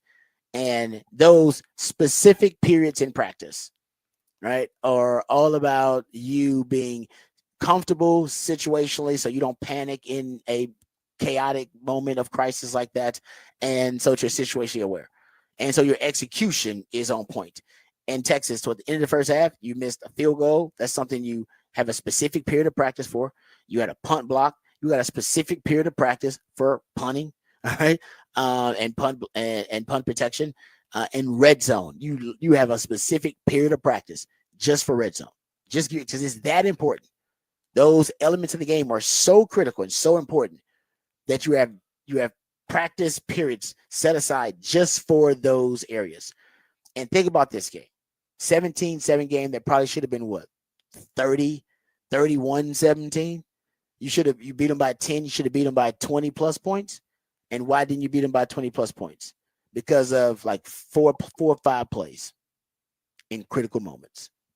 Red zone interception, red zone fumble, punt block, missed field goal. Otherwise, you blow them out. That is why coaches practice those specific things in planned periods, set aside periods in practice, because there's those moments and those situations are so important that they can turn a game that should be a blowout into a really close football game. That game shouldn't have been that close. Texas controlled that game for 3 of the 4 quarters, dominated the lines of scrimmage. Their own damn coach said they were basically physically dominated by Texas. It's rare that your own coach will come out of a rivalry game and be that complimentary, but he said, quote, Mike Elko, hats off to them. They physically annihilated us, is what he said. Yet they only won by 10. Physically annihilated them. They had one running back run of at least 5 yards or more. That's it. And you only won by 10. Critical moments. Critical situations. Got to be polished on those things. Yeah. You don't get that punt block, you kick that field goal, goes right through the uprights. You have maybe one red zone turnover instead of 2. That's a 10-point swing. You beat them by 20 instead of beating them by 10. All right, maybe you don't even have to deal with, even if you say you don't have either one of the turnovers in the red zone, you get a field goal and you get a touchdown. You get 1 point. I mean, you beat them by easily 20-something points. Yeah. But yeah. Well, I mean, one of those was a 14-point swing. If you say, or at least a 10-point swing. Yeah. Oh, yeah. It's a pick 6 instead of minimum a field goal. That's 10-point swing. Yep. The boom. And you're like, man, I thought we dominated that. We did. Yeah. We did. But all it takes is a few critical errors in crucial moments, and the game is close. It's that one you go, you know what? You dominated. You played really well for a lot of the game, but coaches still got plenty to yell at you about. Oh yeah, gonna be lots of coaching, lots of yelling. I guarantee. Oh yeah, lots of coaching. They call it coaching. You might call it yelling, but yeah, they'll be getting coached up. They'll you be get that, coached up. and then we got to bring back the Georgia game again. We're not done yelling at you about that one yet. Guys gonna be like, I thought we was 11-1. I thought we was 11-1. I thought we was 11-1. Don't feel like it. I forgot. I thought we forgot about that Georgia game. I thought we moved on already. Thought we moved on. Don't feel like 11-1, but you're right. That's you know what, they'll get coached hard because you're right. That's how good this team is. We're talking about 11-1 team going to the SEC title game, and we all can point out several deficiencies in areas where this team has areas to improve. I mean, special teams is a big part of it. Yeah, special teams is inconsistent right now at best, and we were just an inconsistent special teams, but it wasn't a liability. You can make the argument it was a liability for you in the Aggie game. Yeah, it was a liability. Like, it was hurting you. I mean, it was a missed field goal, then block punt. Block punt. That block punt. You had a bad punt too. You had one punt where it was like, I think less than 40 yards. Like you had a questionable punt in there too. Yeah. So that's one phase of the game where you're not consistent and you've been, average to below average. And on offense, you're great on offense, but there are stretches now where you're basically dysfunctional offensively. Yeah. The last 2 games have been stretches where you're just dysfunctional. Like you can't even operate for like the stretches, whether it be a couple of plays or whether that be like a series. And it wouldn't be a big deal if you could mitigate the damage, but then when it ends up being a pick six, you're like, okay, well, that's the worst case scenario then. And that's when Sark has got to pivot, and then he's got to stop the bleeding by just running the football and, overcommitting to the run game. So this team is really good, and they can win a national title as is. But think about if Quinn plays like first half of A&M Quinn or first half of the Kentucky Quinn or before he gets hurt or Michigan Quinn. Yeah.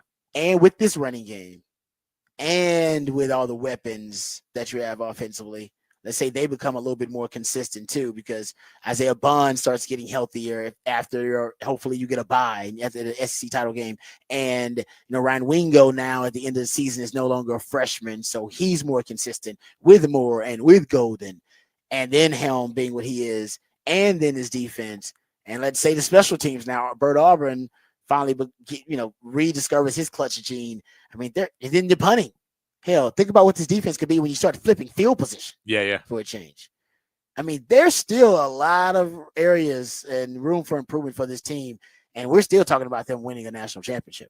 And the good part is, too, a lot of it, especially on the offensive side, special teams is probably a little bit more work, but on the offensive side, you're not far. Oh, no. It's the deficiencies aren't things that are glaring errors of you don't have the players or you don't have the talent or whatever it is. All of it's there. It's just a little bit off, and it just needs to find just that right tweak in the right place to get it where it is.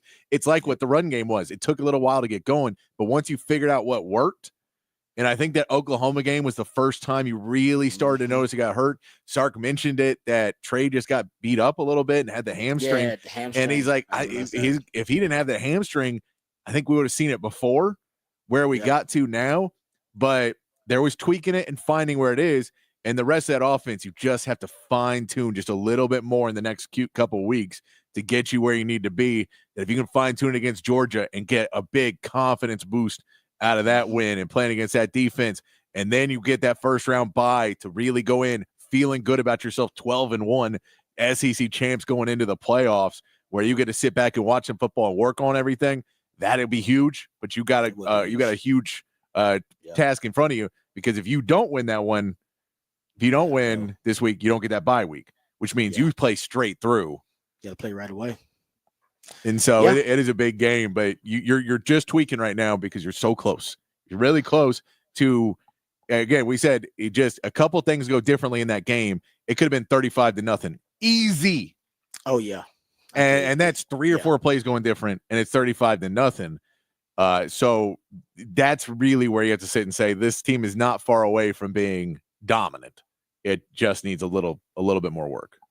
Yeah, no, I'm with you. I totally agree. And just like you said, this the offense, we've seen it. Yeah, we've already seen it. We've seen it. I don't know if we've seen it from the special teams this year. I will say that Yeah. they kind of been inconsistent all year. But offense, we've seen the offense actually perform at a really high level, and I think a lot of it's on Quinn. But if they do, that is scary thought for the rest of college football. I want the bye though. I think it'd be good for the team. I think they not only for health, and they're not that banged up because you look at some other teams' rosters, they're really banged up. But I think Sark is good with extra time to prepare. I want Sark with extra time to prepare for an opponent. I think that will do. I think it could really help Texas get off to a good start against whatever opponent they're going to have. And Texas off to a good start with this defense. Like to me, I don't that is the magic. That is the recipe. Right, that's the 11 herbs and spices. If they get the fast start, because now remember we used to say that Sark needed the quintessential Sark run, which happens in the game. Right, you get that Sark run, and and I think Sark at times he wants to generate that run, or he wants to kind of spark it, and he does it with taking a chance, whether it be going for it on fourth down or taking a shot play downfield to spark that run.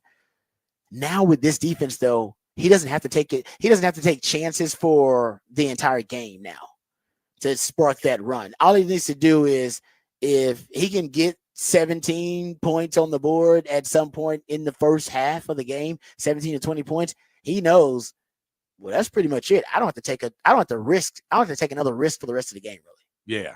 I used to have to I got to make sure I can take another. I'm going to go for it on fourth down here. I'm going to take another shot play here. I got to pull out this trick play, double pass here to spark things.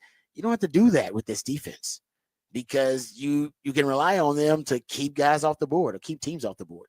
All right, we come back. We'll reiterate our big announcement. We'll do that and also tell you about what I saw on the rewatch of the Texas A&M game. Lots of Texas discussion on the show today. We'll have all that and more when we return right here on the Rodcast featuring Patrick Davis. I'm Lifetime Local and Rod Babers coming back on the horn.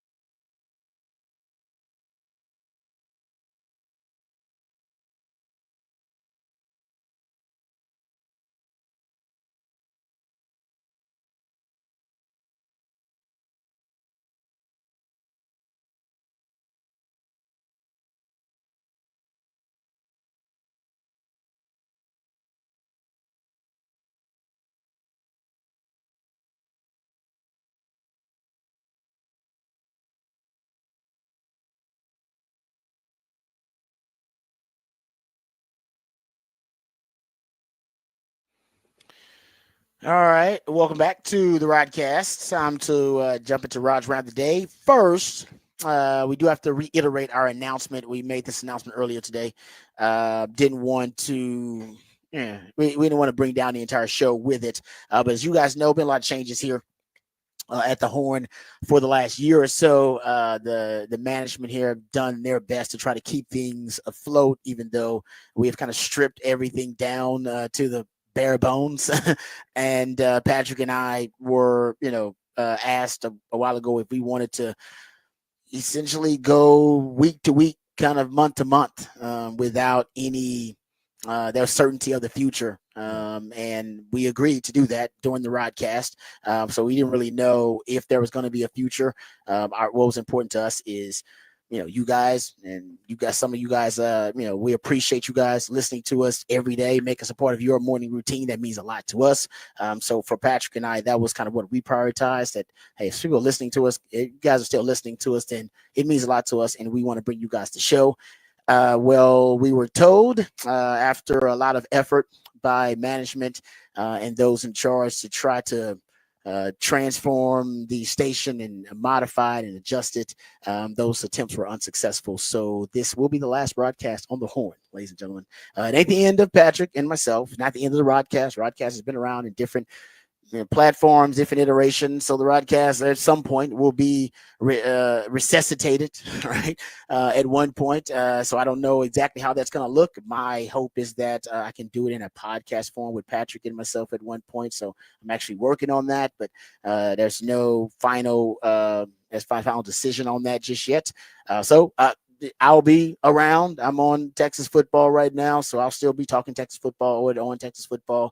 Patrick has been in this market and on airwaves and for different companies, and he's one of the most talented and one of the hardest workers that I've ever known in this industry. So Patrick will be, I think, available in another capacity at 1.2, but not on the Horn, ladies and gentlemen. The Horn, as you know it, this is it for the Horn. There won't be any other broadcast on the Horn at all. So we wrote it out. We were able to. I mean, we were that band playing on the Titanic till it ended. But what mattered, I'm sure, to Patrick, because I wouldn't give him the floor. What mattered to me, what mattered to him, was our relationship with you guys, and so we're grateful. Thanksgiving was just this past weekend.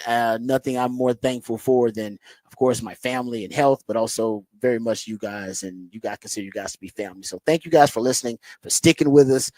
We know it wasn't easy. We know you guys, your time is valuable, and obviously it was very frustrating going through all the changes with us. And I know some of you decided to, obviously part ways with us as a result of that. And there's no ill will at all. I totally get that, and I understand it too. So really grateful and thankful for you guys.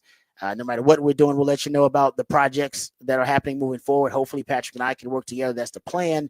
But if not, don't feel bad for us, man, and don't be sad about this. So don't be what's the old saying? Don't be sad because it's over, be happy because it happened. Yes. Boom. Let's just be happy because it happened. Yeah, man. We had a good time. And that's it. Thanks to the Horn for giving us the time. And then we decided over the weekend, we knew that it was kind of over, but we wanted to come back and give you one last show because there was a couple last ditch efforts to try and save things. But we wanted to come back and tell you face to face, because you guys really, the fact that y'all stuck with us is the reason we kept going and the reason the station kept going. Also, I want to say thanks to the sponsors that stuck with us. Amen. Like there's some companies, please go support those companies that you've heard on us. Dr. Eckert, Dr. Eckert, Top Gun, Renault have been with us. Amen. Those people and some others have been with us for a long time, and very cool. They stuck with us and fought with us even when the things kept changing. They believed in us, and so a huge appreciation to them as well. But yeah, as Rod said, we're hoping to be back as soon as possible doing something else. It depends on how things line up, because unfortunately Rod and I cannot control everything in the world. But we're talking to different people. We've been trying to work on it, and we're going to try and get back on as soon as possible, because we know it is. We can't have Rod Babers off talking about Texas football and getting ready to go with all this stuff. But it's a pleasure. There's not, like I said earlier, there's no one else I'd want to wake up at 4 a.m. every morning and talk sports with than Rod. It's a pleasure to work with. Honestly, I can say I listened to Rob before I got into radio, and it is always a pleasure to work with him because he's just the best. I appreciate that, brother. And I feel the same about you, man. You're really talented, extremely talented, and extremely, gifted and hardworking. And hopefully we can get to work together in the future. But if not, man, among the really talented people I've worked with, and I've worked with the best in this market, there's no doubt about it. And you are one of them, brother. You're at the top of that list. When I say you're the real MVP, I mean that from the bottom of my heart each and every day. And also, when I say I love you guys, I mean that. There's no doubt about it, man. You guys, big part of my life. I wake up, do prep, thinking about conversations that we can have together, and thinking about, the show and the product, and you guys taking time to actually listen to us, and,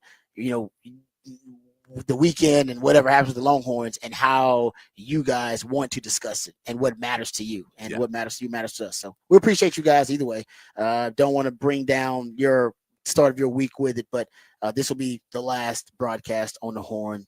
And I don't even know what you do with the Horn now. What do you do with the Horn app? I guess you can delete it after we're done. No, that's sad. Yeah. Don't even take up room on your phone anymore. I don't know. It seems like I will say that. Yeah, I guess you could. I am proud though, because the Horn at one point, I do think the Horn was the best sports radio station in Austin, in Central Texas. I think it was among that, and not the case right now because it's no longer what it used to be, but in its prime it was. So proud to be a part of something at one point that I think it brought a lot of people joy. That's the whole purpose of this thing. Yeah. All right. The A&M, the Texas win over the Aggies brought a lot of people joy. There's no doubt about that. One thing that I noticed in that game, and I always say it's about big games. To win a big game, you got to break tendency. No doubt the biggest tendency breaker was the Arch Manning package. And, I don't know if Sark expected to score on it because he ended up getting a 15-yard scoring touchdown out of Arch on it. But he said he had it around for a while, that they just didn't know when to use it. Now, Arch has played, of course, he has started, but to have him in the red zone in a critical moment to throw him out there, that was new, and that was a great way to break Tennessee. End up scoring a touchdown off of it. He ended up using tackle over on the formation. It was 12 personnel, one back, two tight ends. Put one Davis in the backfield to give you a two-back look. Went tackle over to the field with twins, and then went zone read with Arch Manning, and the Aggies obviously weren't ready for it. And the crazy part about it, after that, anytime they tried to put Arch in, the Aggies were either ready for it, and then Sark changed his mind and put Quinn back out there, or the Aggies were in a good position to defend it. Whatever he was doing is obviously quarterback run game. They didn't throw it out of that package. So I think ultimately you could make the argument that tendency breaker helped win them the game, because it really got things sparked. And he broke Tennessee not only formationally, because I don't see a lot of tackle over from Sark, but he also did it with personnel, with Arch in there. I think he also was able to do it with the amount of run game that he infused in the initial game plan. We know Sark's initial script, usually 40 plays, they say. He's usually a pretty pass-heavy guy. Not in this game versus the Aggies. I mean, he was below 60% early down pass rate. That's also a bit of a tendency breaker for Sark. He used a lot more 12 personnel. You're damn near 50% 12 personnel, one back, two tight ends. He's usually a heavy 11 personnel guy. That a bit of a tendency breaker for Sark too. So Sark broke tendency at the right time. He was in his creative bag. You had targets to motion. You had put wide receivers in the backfield. So he had some things that he creatively came up with just for this matchup, but none of that really materialized. I mean, the wide receivers in the backfield didn't get you many explosive plays, or any explosive plays, but any effective yardage. Your targets to motion, there were some targets to motion where you ended up successfully completing. There was the one to Helm, there was one DeAndre Moore, but considering you had 7 different targets to motion, you didn't get a lot of return on that investment. The biggest return on investment of your tendency breakers, in my opinion, from your usual conceptual signatures, was the Arch Manning package. And 12 personnel. You went a lot more heavier sets offensively and just wanted to play bully ball, which worked, especially when it came to the split wide zone, which you had 8 explosive runs, 2 of them from the quarterback. So 6 explosive runs by the running back, and 4 of those came from the split wide zone. You had a 10-yarder, 17-yarder, 12-yarder, 16-yarder out of those split wide zones, man. You killed him. And Sark Sark needs to be an extremist. He was an extremist about what worked. He's starting to become an extremist about what works. If it works, you know what? Let's keep doing it. Let's be gratuitous in our usage of it if it works. And he's doing that a lot in the run game with some of those bread and butter concepts too. So that was the way they broke Tennessee offensively. Defensively, low blitz rate, second lowest blitz rate of the season. A lot of NASCAR nickel that I noticed. Usually NASCAR dimes what they use, third and long, situationally a 2-minute drill. But the NASCAR nickel is what they preferred versus A&M. Maybe they thought linebackers against a run-heavy offense worked a little bit better. And run blitzes, even though they had a low blitz rate, I noticed a lot of run blitzes. Noticed Taft on a run blitz, Anthony Hill on a run blitz early, David Benda on some run blitzes early, try to force some negative plays with that Aggie offense. So there was some tendency breakers on both sides. Big part of why Texas was able to get the win over the Aggies. We come back, we'll play Who Said That? That's when Patrick plays pieces of audio from the sports world, sometimes beyond the sports world, and based on the context clues or familiarity of the voice, you have to identify and recall who said that. We'll play that right here on the Rodcast when we return, right here on the Horn, featuring Patrick Davis and Lifetime Longhorn. Rod Davis coming right back.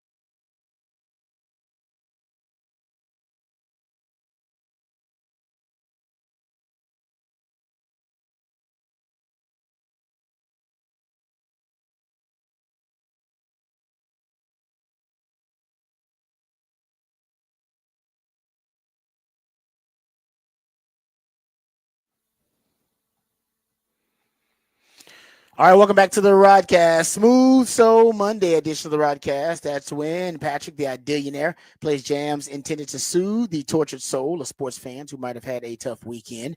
So we appreciate him hooking us up there. We also appreciate him hooking us up with the topic for the Big Fat Poll today. He simply wants to know, who is the real MVP, in your opinion, of the Texas A&M game for the Longhorns? And 78% of you who took the survey say it's Trey Weisner, Quintravion, as like I said, we're gonna call him for the rest of the. We can call him that for the rest of the week. He's earned, I think, that right. And like I said, I don't think any of us saw Quintravion being the bell cow workhorse run. I don't think we ever thought there'd be a workhorse running back in this backfield. I said they won't have 1,000-yard back this year. I think he's at 800 something. He actually could end up getting to 1,000 yards. I think that's why Sark really wanted to put that hamstring thing out there too. So I was saying, no. If he had the hamstring, I'd have 1,000-yard rusher. I have that. Yeah, it wasn't my fault. I had 1,000-yard back. A good point about that. So yeah, Trey Weisner, deservedly so, man. Tip of the cap. What a performance. He's a legend now, brother. Just among Longhorn fans, no matter what you do for the rest of your life, and I hope you accomplish a lot more impressive things and achievements than what you did in that Texas A&M game. But Longhorn fans will never forget it. Contravian, never forget it. All right, let's play Who Said That. That's when Patrick plays a piece of audio from the sports world, sometimes beyond the sports world, and based on the context clues or familiarity of the voice, you have to identify and recall who said that. Raised by my mom. My mom taught me a lot of things about toughness. And, it just goes a long way to me having a little brother and a little sister. I had to be tough for them, in situations that we grew up in. So, my mom. Oh, that's Quintravion talking about where he got his toughness from. Say, I got it from my mama. Well, his mama called him Quintravion, then we should call him Quintravion too. You're damn right. Thank you, mama, for Quintravion. We're very grateful to you. Very thankful. Let him come to Austin. You damn right, because you said, like you pointed out, he could have been an Aggie. He could have been an Aggie doing it against us. I mean, he wouldn't have got 186 against this defense. But see, he picked the right side because yes, Quintravion would not have done well going against that Texas defense. Maybe that's why he's so good though, because he faced the Texas defense in practice every day. And then Quintravion balls out. All right. Thank you, Patrick, for the last time, brother. You are the real MVP. Thank you for everything you do. Thank you guys out there for listening. We really do love you. All right. That is the truth. It is the last broadcast on the Horn. Proud to be the last broadcast crew here on the Horn with my man Patrick. All right, for the last time, remember the revolution would not be televised, but we're talking about it right here on the Horn. Remember, we love you guys. We mean that. Take care of yourselves, but more importantly, take care of each other. And until next time, there will be a next time. Hook 'em and peace.